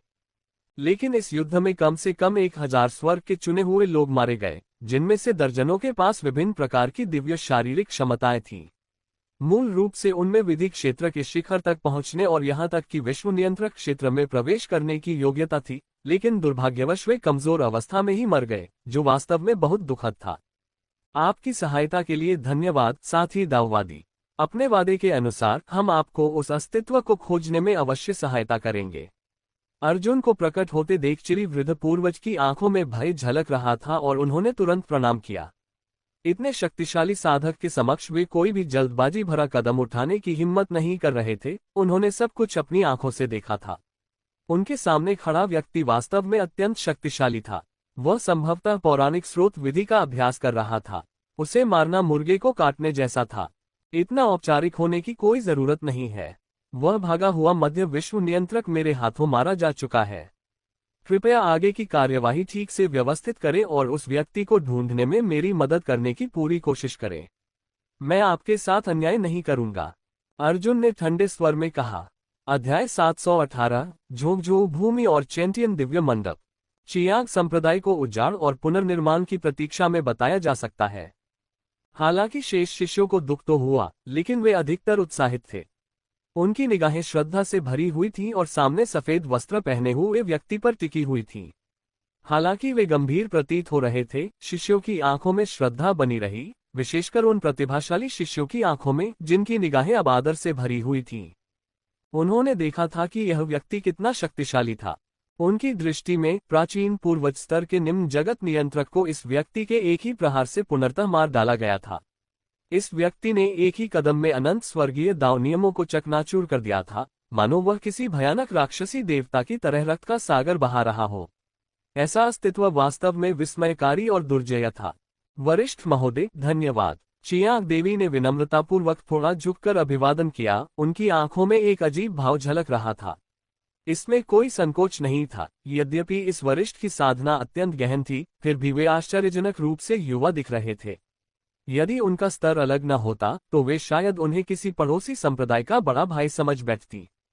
मुझे धन्यवाद देने की कोई जरूरत नहीं है, इसमें एक लेन देन शामिल है, अर्जुन ने ठंडे लहजे में जवाब दिया। हाँ, ये सुनकर चियांग देवी थोड़ी सख्त हो गईं, लेकिन फिर भी उन्होंने थोड़ा झुककर अभिवादन किया। इस संप्रदाय को पूरी तरह से बहाल होने में कितना समय लगेगा? अर्जुन ने ये सवाल पूछते हुए थोड़ा सा माथा सिकोड़ा। आधे दिन में। इस बार पूर्वज ने स्वयं कार्रवाई की। एक विश्व नियंत्रक आकाश और पृथ्वी को बदल सकता है, सब कुछ आसानी से सुलझा सकता है। वरिष्ठ, कृपया चिंता न करें। चियांग देवी ने धीरे धीरे अपने भंडार से कई मिठाइयां निकाली, एक तरफ खड़ी होकर धीरे से कहा। वरिष्ठ महोदय, यदि आपको किसी भी प्रकार की आवश्यकता हो तो कृपया इस कनिष्ठ को निसंकोच सूचित करें। ये हमारे चियांग संप्रदाय द्वारा बनाई गई मिठाइयां हैं, जो महान सूर्य के सार से युक्त हैं। ये न केवल रंग, सुगंध और स्वाद में उत्तम है, बल्कि इनमें विधि का एक ऐसा अंश भी समाहित है जिसे समझा जा सकता है। वरिष्ठ महोदय, कृपया इन्हें चखें। ठीक है, अर्जुन ने हल्का सा सिर हिलाया, 5 रंगों की रोशनी से जगमगाती एक पेस्ट्री उठाए और उसे खाने लगा। उसके भीतर एक धुंधली सी मानव आकृति थी, मानो कोई प्राचीन सूर्य देवता आकाश की ओर दहाड़ रहा हो। हालांकि वह पेस्ट्री के भीतर ही सीमित था, लेकिन जैसे जैसे वह चबाता गया, उसे अपने हृदय में एक नियम का आभास होता महसूस हुआ। यद्यपि यह समझ अत्यंत कमजोर थी, फिर भी यदि वह एक ही बार में ऐसी हजारों पेस्ट्री खा ले तो शायद उसे कुछ लाभ अवश्य प्राप्त हो। दुर्भाग्य से इस तरह की पेस्ट्री बहुत महंगी होती थी। यहाँ तक कि चियांग संप्रदाय भी प्रति वर्ष अधिकतम कुछ 100 ही बना पाता था, जिनमें से अधिकतर शिष्यों और वरिष्ठों को पुरस्कार के रूप में दी जाती थी, जिससे वे अत्यंत दुर्लभ वस्तुएं बन जाती थीं। इसलिए वह केवल एक हल्की सी आह भरकर अकेले ही गुफा में प्रवेश कर गया। अलविदा सीनियर। ये दृश्य देखकर चियांग देवी की कठोर आंखों में थोड़ी सी भावना झलकी, लेकिन वह क्षण भर के लिए ही गायब हो गई, मानो गहराई में छिपी हुई हो। उन्होंने थोड़ा झुककर मिठाइयां उठाईं। वह अकेले ही पहाड़ से नीचे उतरी और शिष्यों को शेष घरों का पुनर्निर्माण करने का निर्देश दिया। ... और यह उसी दिन से शुरू हुआ। दक्षिणी बंजर भूमि पूरी तरह से हिल गई थी। कम से कम 100 निम्न विश्व नियंत्रक एकांतवास से बाहर निकले, उनकी आंखें सदमे से भरी हुई थीं। वे यह विश्वास नहीं कर पा रहे थे कि किसी ने सफलतापूर्वक विपत्ति को पार कर विश्व नियंत्रक क्षेत्र में प्रवेश कर लिया है। और उन्हें यह विश्वास भी नहीं हो रहा था कि यह व्यक्ति इतना भयावह हो सकता है। अपनी सफलता के दौरान उसने कई विश्व नियंत्रकों को मार डाला था। चियांग संप्रदाय का निमंत्रण स्वीकार करने के बाद उसने अनायास ही कई और निम्न विश्व नियंत्रकों की हत्या कर दी। काश केवल यही होता। विभिन्न संप्रदायों से अलग थलग रहकर जीवन व्यतीत कर रहे प्राचीन पूर्वजों को इससे सचेत करने के लिए यह पर्याप्त नहीं होता। हालांकि अफवाहें थीं। इस व्यक्ति की ताकत बेहद असाधारण थी। घुसपैठ करने के बाद उसने जबरदस्ती एक ऊपरी दुनिया के नियंत्रक का सफाया कर दिया। हालांकि अब वह एकांतवास में था। इतनी असाधारण युद्ध शक्ति देखकर कई लोग कांप उठे। इस अवधि के दौरान, क्योंकि आसपास के 1 दर्जन संप्रदायों के सभी प्राचीन पूर्वज मर चुके थे, चियांग संप्रदाय ने अपने पूर्वज के नेतृत्व में लगातार क्षेत्र जीतते हुए, विभिन्न पूर्व संप्रदायों की भूमि पर कब्जा जमाते हुए और यहां तक कि प्रमुख साधना बाजारों के प्रबंधन अधिकार प्राप्त करते हुए तेजी से प्रगति की। एक समय ऐसा भी आया जब यह संप्रदाय दक्षिण का अधिपति प्रतीत होने लगा। चेरी के बुजुर्ग पूर्वज अत्यंत प्रसन्न थे। अर्जुन ने मानवलोक में प्रवेश कर लिया था। जैसे ही वह प्रकट हुआ, उसने अपने सामने 301 दिव्य दाव की आभा महसूस की, जो मानो अत्यंत तीखे शब्दों में किसी बात पर चर्चा कर रहे थे। विश्वास की शक्ति का उपयोग आत्मा पर आक्रमण करने के लिए कैसे किया जा सकता है? यह एक उच्च लोक नियंत्रक है, एक ऐसा अस्तित्व जो उच्च स्वर्गीय दाव से कमजोर नहीं है। अगर वह बालक अर्जुन अपंग हो जाए तो हम कितने दुखी होंगे। बिल्कुल, वो कानूनों से बंधा हुआ है, लेकिन ये आदमी खुद को एक प्रतिष्ठित धार्मिक संप्रदाय का बताता रहता है। क्या उसे मारने से कोई सुराग बचेगा? अगर उनके बड़े बुजुर्ग हमारे पीछे पड़ गए तो क्या वो बालक अर्जुन उन्हें रोक पाएगा? कांगजुवान लोग कोई साधारण दुनिया नहीं है, वहां तो राजा स्तर के लोग भी हैं। बस हमें बता दीजिए कि यह संभव है या नहीं। आस्था की शक्ति का उपयोग करके उसकी यादें चुरा लें, सुनिश्चित करें कि उसकी मृत्यु न हो और फिर उसकी मृत्यु का नाटक करें। वैसे क्या अर्जुन का एक श्वेत सम्राट अवतार और एक दिव्य दाव अवतार नहीं है? अपनी मौत का नाटक करना बिल्कुल सामान्य बात है। Dot dot dot dot dot dot dot dot dot dot dot dot dot dot. स्वर्गीय दाव लगातार बहस कर रहे थे। ऐसा प्रतीत हो रहा था कि वे किसी विषय पर शोध कर रहे हैं। कुछ विषयों में तो अर्जुन का भी जिक्र था। एक समय तो उसे प्रायोगिक विषय के रूप में इस्तेमाल करने की तैयारी भी चल रही थी। जहां तक स्वर्गीय दाव की विभिन्न टिप्पणियों का सवाल है, अर्जुन को इन सब की आदत हो चुकी थी। उसने अपने होंठ सिकोड़े, स्वर्गलोक में कदम रखा और मानवलोक से बाहर निकलते ही उसे वहां लटके हुए अमर शवों की एक अंतहीन कतार दिखाई दी। हालांकि उनमें से अधिकांश स्त्री अमर और राक्षसी साधक थे, फिर भी वह स्थान पहले की तरह वीरान नहीं था। इसके विपरीत ये स्वर्गलोक था, जिसमें अनेक स्वर्गिक दरबार स्थित थे और प्रेतों से निर्मित लाखों स्वर्गीय सैनिक युद्ध में अपने ढोल बजा रहे थे। और अब स्वर्गिक दरबार में पहला आगंतुक आया था, जो कैंगजुवान लोक का अज्ञात विश्व नियंत्रक था। ये व्यक्ति सचमुच दयनीय स्थिति में था। मानव लोक में प्रवेश करने के बाद उसने कोई प्रतिक्रिया भी नहीं दी थी कि कई समकालीन महान सम्राटों ने उसे घेर लिया और कई स्वर्गीय दाव ने भी उसे दबा दिया। पल भर में उसे प्रतिक्रिया देने का समय भी नहीं मिला। उसने तुरंत खून की उल्टी की और उसे पकड़कर स्वर्गीय दरबार में कैद कर लिया गया। अब दिव्य अग्नि और दिव्य बिजली की यातना सहने के बाद उसकी आत्मा अत्यंत कमजोर हो गई थी। उसका शरीर सड़ते हुए मांस से ढका हुआ था और वह पूरी तरह से अपनी अंतिम सांस ले रहा था। क्या यह मामला सुलझ गया? अर्जुन ने इधर उधर टहलते हुए श्वेत सम्राट अवतार को देखकर भौहें चढ़ा ली। यह मामला सुलझ गया है, लेकिन इसके लिए दिव्य दाव अवतार की सहायता की आवश्यकता होती है। दूसरा पक्ष कठोर स्वर में बोला, ये व्यक्ति चाहे कुछ भी कहे, वह अभी भी उच्च विश्व नियंत्रक है। मैं तो केवल निम्न विश्व नियंत्रक स्तर पर हूँ। अगर मैं उसकी यादें चुरा लूं तो मुझे दुष्परिणाम भुगतने पड़ सकते हैं और मुझ पर आंशिक रूप से किसी आत्मा का कब्जा हो सकता है। लेकिन दिव्य दाव अवतार अलग हैं। हालांकि वे मेरी तरह ही एक निम्न लोक नियंत्रक हैं, लेकिन अब वे एक धनी व्यक्ति हैं। उन्होंने न केवल कई लोक नियंत्रकों की कलाकृतियां एकत्रित की हैं, बल्कि उनकी संचित आस्था शक्ति 5 लाख वर्षों तक पहुंच चुकी है। आस्था की इतनी विशाल शक्ति इस व्यक्ति की आत्मा को नष्ट करने के लिए पर्याप्त है। अगर वह प्रकट होता है तो हम यादें चुराने में सफल हो सकते हैं। तो बात कुछ ऐसी है। अगर ऐसा है तो शायद हम उसे ढूंढ सकें। अर्जुन ने हल्के से सिर हिलाया। अगर उसे इस व्यक्ति से पूर्वी मध्य महाद्वीप के बारे में जानकारी मिल जाए तो यह उसके लिए निस्संदेह बहुत बड़ा लाभ होगा। इसलिए दिव्य दाव अवतार को वास्तव में यहां आना आवश्यक था। उसने धीरे से अपनी आंखें बंद कर ली और कुछ ही देर बाद दूसरा व्यक्ति प्रकट हुआ। वह व्यक्ति सुनहरी रोशनी से जगमगा रहा था और उसके हाथों में एक विशाल कड़ाहा था जिसमें महान सूर्य के नियम लिखे थे। उसकी भौहों में एक अलग ही गरिमा थी। हालांकि वह कम बोलता था, पर तीनों एक ही थे और वह पहले से ही जानता था कि मुख्य पक्ष क्या चाहता है। तो फिर क्या हम सीधे 300,000 वर्षों की आस्था शक्ति का उपयोग करके उसकी आत्मा पर आक्रमण करें? दिव्य दाओ अवतार ने धीरे से कहा। जैसे ही उनकी आवाज समाप्त हुई, उनके पीछे 3,000 लोग प्रकट हुए, जिनमें सभी चीजें गर्जना कर रही थीं। एक ही आदेश से सभी चीजें कांप उठी और जबरदस्ती अज्ञात उच्च लोक नियंत्रक के सिर में प्रवेश कर गईं।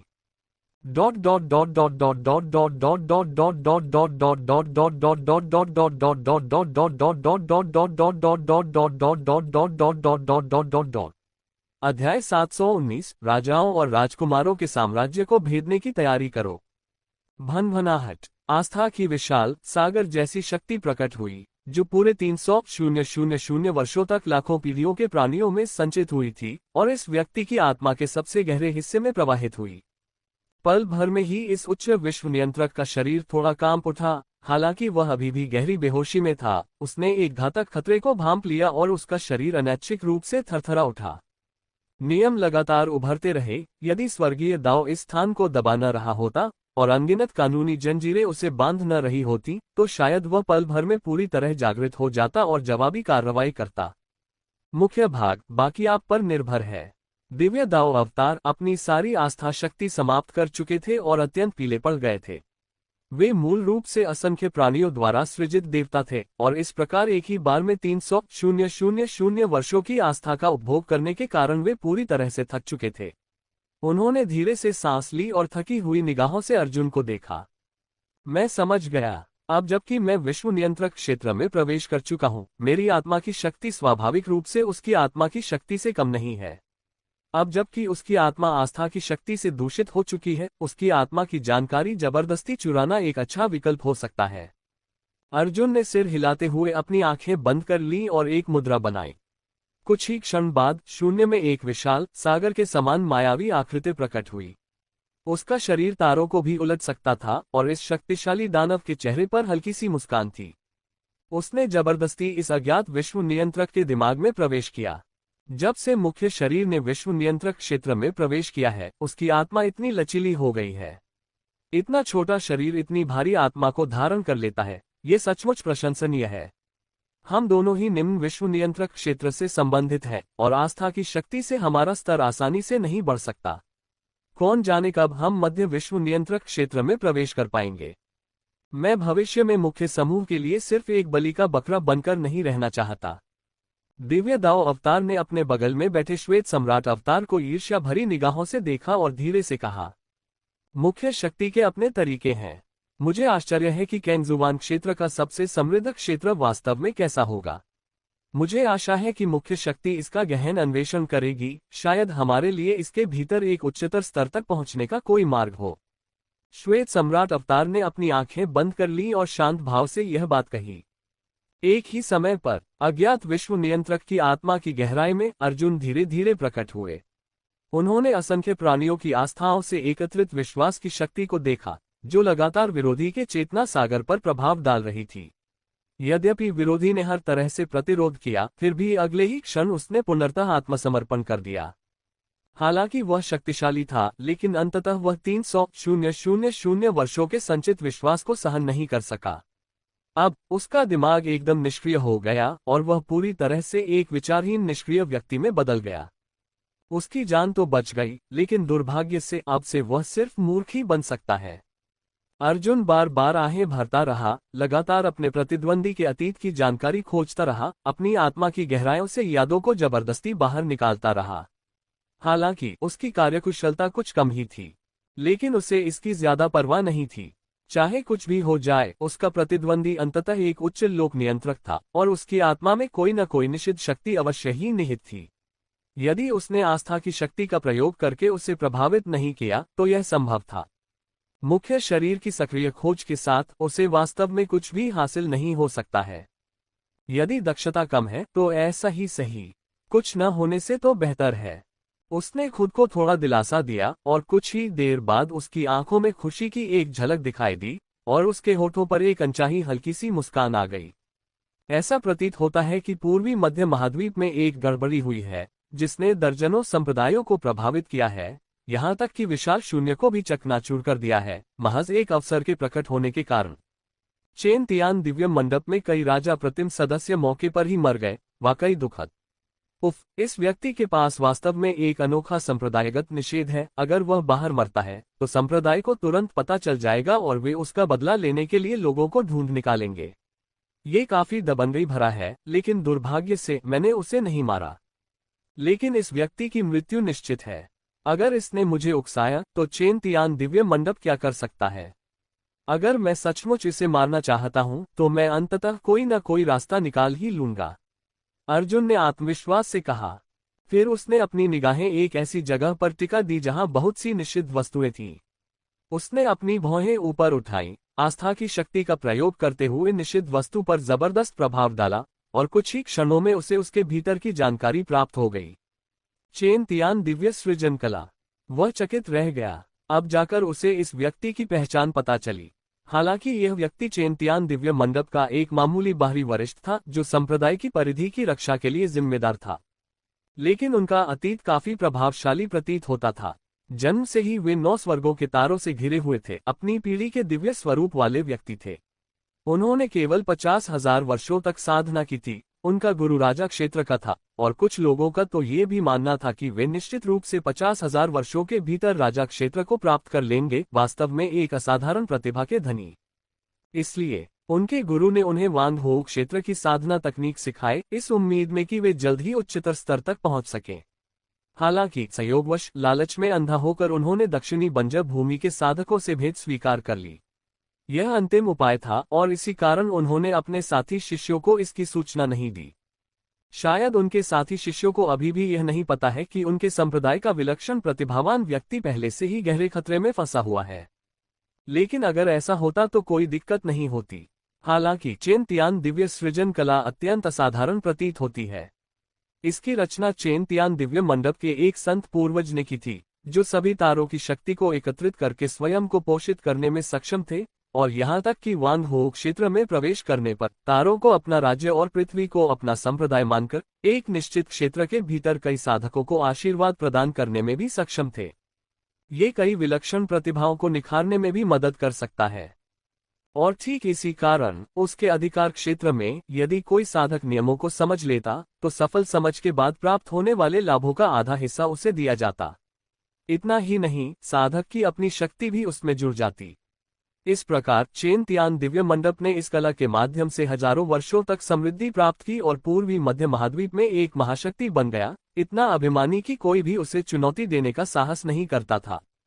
दिलचस्प, सचमुच दिलचस्प। वांग हो क्षेत्र की साधना तकनीक अब हाथ में है, जिससे भरपूर लाभ मिल रहा है। अर्जुन के होठों पर मुस्कान आ गई।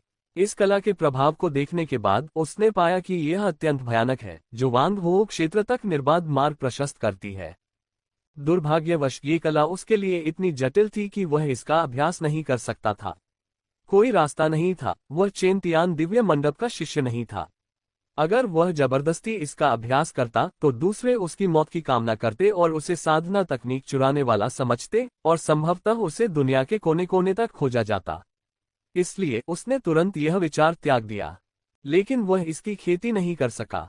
लेकिन कुछ अन्य लोग ऐसा करने में सक्षम प्रतीत होते थे। उसने अपनी आंखें बंद कर लीं। वह अपने प्रतिद्वंदी की जन्म से लेकर अब तक की सारी यादें जानता था, इसलिए वह आगे छानबीन नहीं करना चाहता था। चेन तियान की दिव्य सृजन कला को जबरदस्ती याद करने के बाद वह धीरे धीरे अपने शरीर में लौट आया। मुख्य भाग कैसा रहा? क्या चाची का कोई सुराग मिला? आंटी पूर्वी मध्य महाद्वीप में तो नहीं होंगी, है ना? जैसे ही वह लौटा उसने तुरंत दिव्य दाव अवतार और श्वेत सम्राट अवतार को धीरे से पूछते हुए देखा। कांगजुवान क्षेत्र इतना विशाल है, चाची का पता इतनी आसानी से कैसे लगाया जा सकता है? अर्जुन ने असहाय होकर आह भरी। हालांकि उसने इसकी आशंका जताई थी, फिर भी उसे निराशा ही हाथ लगी। ऐसे में हम केवल धीरे धीरे ही खोज सकते हैं। हमने तारों भरे आकाश की यात्रा की है और अनगिनत लड़ाइयां लड़ी हैं। अभी कोई जल्दी नहीं है। श्वेत सम्राट अवतार ने धीरे से अपनी आंखें बंद करते हुए ये कहा, कोई बात नहीं। हालांकि मुझे अभी तक आंटी के बारे में कोई खबर नहीं मिली है, लेकिन मेरे पास आपको बताने के लिए एक अच्छी खबर है। आप दोनों भविष्य में आसानी से आगे बढ़ सकते हैं। अर्जुन ने कुछ पल सोचा और धीरे से कहा, ओह। दिव्य दाओ अवतार थोड़ा आश्चर्यचकित हुआ। चेन तियान दिव्य सृजन कला, ये पूर्वी मध्य महाद्वीप के एक प्रतिष्ठित संप्रदाय से आती है, जिसे एक संत ने आने वाली पीढ़ियों की समृद्धि के लिए बनाया था। हालांकि हम इस कला का सीधे अभ्यास नहीं कर सकते, अन्यथा हमें शिकार होने का खतरा है। इसलिए इस कला को 300 दिव्य दावों द्वारा संयुक्त रूप से उन्नत किया जाना चाहिए, और उसके बाद आप दोनों अभ्यास जारी रख सकते हैं। मेरे पास वांग हो क्षेत्र में प्रवेश करने का एक सुराग है। यदि आप दोनों प्रवेश नहीं कर पाते हैं, भविष्य में आप मेरी रफ्तार का मुकाबला नहीं कर पाएंगे। मुझे उम्मीद है कि आप मुझे निराश नहीं करेंगे। ... अध्याय 720 राजाओं और राजकुमारों के साम्राज्य में प्रवेश करना इतना आसान है जितना कि कोई खिलौना। वांग हो क्षेत्र में प्रवेश करना। अर्जुन के पास वास्तव में एक विधि थी। दरअसल जब उसने उस अज्ञात उच्च लोक नियंत्रक की आत्मा का अन्वेषण किया, तो वह पहले से ही राजा लोक तक पहुंचने का तरीका जानता था। यह एक साधक का शरीर मात्र था जिसमें कम से कम 3 अलग अलग मूल नियम समाहित थे, जो साधना में पूर्ण सफलता प्राप्त करने के बाद एक में विलीन हो जाते थे। फिर इन 3 मूल नियमों को आधार बनाकर विभिन्न दिव्य दाव विधियां निरंतर उनसे विस्तारित होती थीं, अंततः पृथ्वी पर अपनी स्वयं की एक शक्ति स्थापित करती थीं। अधिकतम 10 वर्षों के भीतर एक निश्चित मात्रा में शक्ति अर्जित करने के बाद व्यक्ति कष्टों से गुजर सकता है। यदि मौके पर ही किसी की दुखद मृत्यु हो जाती है तो सफलता असंभव होगी। लेकिन यदि किसी की शक्ति असाधारण हो और वह एक ही बार में सफलतापूर्वक कष्टों को पार कर ले, तब इस संसार का दिव्य स्रोत निश्चित रूप से आशीर्वाद प्रदान करेगा। किसी की शक्ति अनिवार्य रूप से वांग हो क्षेत्र में जाने के लिए बाध्य हो जाएगी। लेकिन इस दौरान अर्जुन तुरंत सफलता प्राप्त करने के लिए तैयार नहीं थे। यद्यपि उन्होंने राक्षसी ऊर्जा नियम और वध नियम को आधारभूत ज्ञान के रूप में आत्मसात कर लिया था, फिर भी वे कमजोर नहीं थे। वांग हो क्षेत्र में प्रवेश करने से पहले उसे केवल विधि का एक और अंश प्राप्त करना था ताकि वह बड़ी सफलता प्राप्त कर सके, लेकिन अभी वह समय नहीं था। वह अभी मुश्किल से उच्च विश्व नियंत्रक क्षेत्र में पहुंचा था। अभी भी और अधिक शक्ति प्राप्त करने की संभावना थी। यदि वह अपनी नींव मजबूत करने का अवसर छोड़ देता और जबरदस्ती वांग हो क्षेत्र में प्रवेश कर लेता, तो अंततः उसका परिणाम संकट के दौरान एक दुखद मृत्यु ही होता। फिर वह कैसे अधिक शक्तिशाली बन पाता? इसलिए उसने अपनी भावनाओं पर जबरदस्ती काबू पाया। उसकी आंखें थोड़ी झुकी हुई थीं, लेकिन उसके होठों के कोने पर एक मुस्कान आ गई। लिटिल कुनपेन की उपस्थिति में ग्रीष्मकाल के स्रोत नियम का एक अंश केवल आस्था की शक्ति से संदूषित करके प्राप्त किया जा सकता था। इसी कारण वह जल्दबाजी नहीं कर रहा था, बल्कि अपने लिए एक ठोस नींव रखने की तैयारी कर रहा था। क्या मेरे वास्तविक स्वरूप को वास्तव में वांग हो क्षेत्र का सुराग मिल गया है? दिव्य दाओ अवतार और श्वेत सम्राट अवतार ने एक दूसरे की ओर देखा। उनकी आंखों में विस्मय झलक रहा था। उनके विचार में ये तो निश्चित था कि उनका वास्तविक स्वरूप उच्च विश्व नियंत्रक क्षेत्र में प्रवेश करेगा, लेकिन वांग हो क्षेत्र तो अप्राप्य था। तारों भरे आकाश में ऐसा अस्तित्व अवर्णनीय रूप से शक्तिशाली था। भला कोई इतनी आसानी से उस क्षेत्र में कैसे प्रवेश कर सकता है? इस तरह जब अर्जुन ने कहा कि उसे वांग हो क्षेत्र में प्रवेश करने का अवसर मिला है, तो उन्होंने स्वाभाविक रूप से तुरंत सवाल उठाया। लेकिन अगले ही पल वे मुस्कुराए बिना नहीं रह सके। वे तीनों एक ही इकाई थे, और भला वे एक दूसरे के विचारों को या स्वयं के व्यक्तित्व को कैसे नहीं जान सकते थे। तुरंत ही उन्हें एक स्पष्ट समझ आ गई। अगर हम सचमुच वांग हो क्षेत्र में प्रवेश कर लेते हैं तो मेरी चाची को ढूंढना आसान हो जाएगा। हालांकि विश्व नियंत्रक अभी भी कैंगजुवान क्षेत्र में सर्वोच्च शक्ति हैं, लेकिन उनमें कई परम शक्तिशाली लोग हैं। अगर हम सावधान नहीं रहे और उनमें से किसी एक को नाराज कर दिया, तो हम बिना दफन स्थान के मर सकते हैं। अपने वास्तविक स्वरूप का ज्ञान होना एक अच्छी बात है, हालांकि हमें एक मजबूत नींव रखनी होगी। विश्व नियंत्रक क्षेत्र भी विकास के अवसर प्रदान करता है। यदि हम प्रत्येक क्षेत्र को उसकी चरम सीमा तक ले जाएं, तो भविष्य में जब हम अधिक शक्तिशाली क्षेत्रों में प्रवेश करेंगे, तो निश्चित रूप से हम समान श्रेणी के लोगों के बीच अजेय होंगे। दिव्य दाओ अवतार ने धीरे से कहा, मैं समझ गया। आप दोनों को चेनतियान दिव्य सृजन कला का गहन अध्ययन करना चाहिए। उच्चतर स्तर तक पहुंचने का तरीका शायद इसी में निहित हो। मेरा मानना है कि राजा स्तर के किसी व्यक्ति द्वारा सृजित साधना विधि विभिन्न स्वर्गीय दावों के लिए अत्यंत रुचिकर होगी। आप दोनों उनके साथ मिलकर इसका अध्ययन कर सकते हैं। अर्जुन ने धीरे से सिर हिलाते हुए ये शब्द कहे। तो फिर इस व्यक्ति से कैसे निपटा जाना चाहिए? उसे छोड़ा नहीं जा सकता, उसे जड़ से उखाड़ फेंकना होगा। ये व्यक्ति पूर्वी मध्य महाद्वीप से आया है और इसके पीछे शक्ति और प्रभाव होना चाहिए। इसे मार डालना होगा। दिव्य दाव अवतार ने अज्ञात विश्व नियंत्रक की ओर इशारा किया। उसकी आंखें ठंडी थीं और उनमें हत्या का भाव झलक रहा था। वो एक स्वर्गीय सम्राट था और यद्यपि वो सभी जीवित प्राणियों का भला करता था, उसने अनगिनत नरसंहार भी किए थे। स्वाभाविक रूप से उसका इरादा काम को पूरी तरह से समाप्त करने का था, ताकि दूसरे पक्ष को बाद में प्रतिशोध लेने का मौका न मिले। चिंता मत करो, हमारा सच्चा स्वरूप और हम एक ही हैं। जब हमारे मन में यह विचार आया तो हो सकता है कि हमारे सच्चे स्वरूप ने पहले से ही यह योजना बना ली हो कि इस व्यक्ति को कहाँ दफनाना है। इस मामले में चिंता करने की कोई जरूरत नहीं है, श्वेत सम्राट अवतार ने कठोर स्वर में कहा।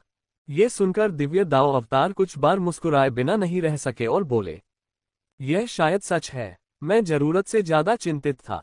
स्वर्गीय न्यायालय के अधिकार क्षेत्र में आने वाले मामले बहुत अधिक हैं और हाल ही में एक और समकालीन महान सम्राट प्रकट हुए हैं।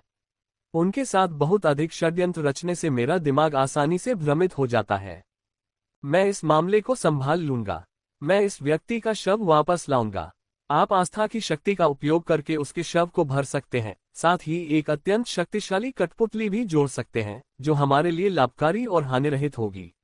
अर्जुन ने धीरे धीरे कहा। 10,000 फीट से भी अधिक विशाल कदकाठी वाले अर्जुन ने अज्ञात ऊपरी दुनिया के नियंत्रक को अकेले ही अपने सामने उठाया और धीरे धीरे वहां से गायब हो गए।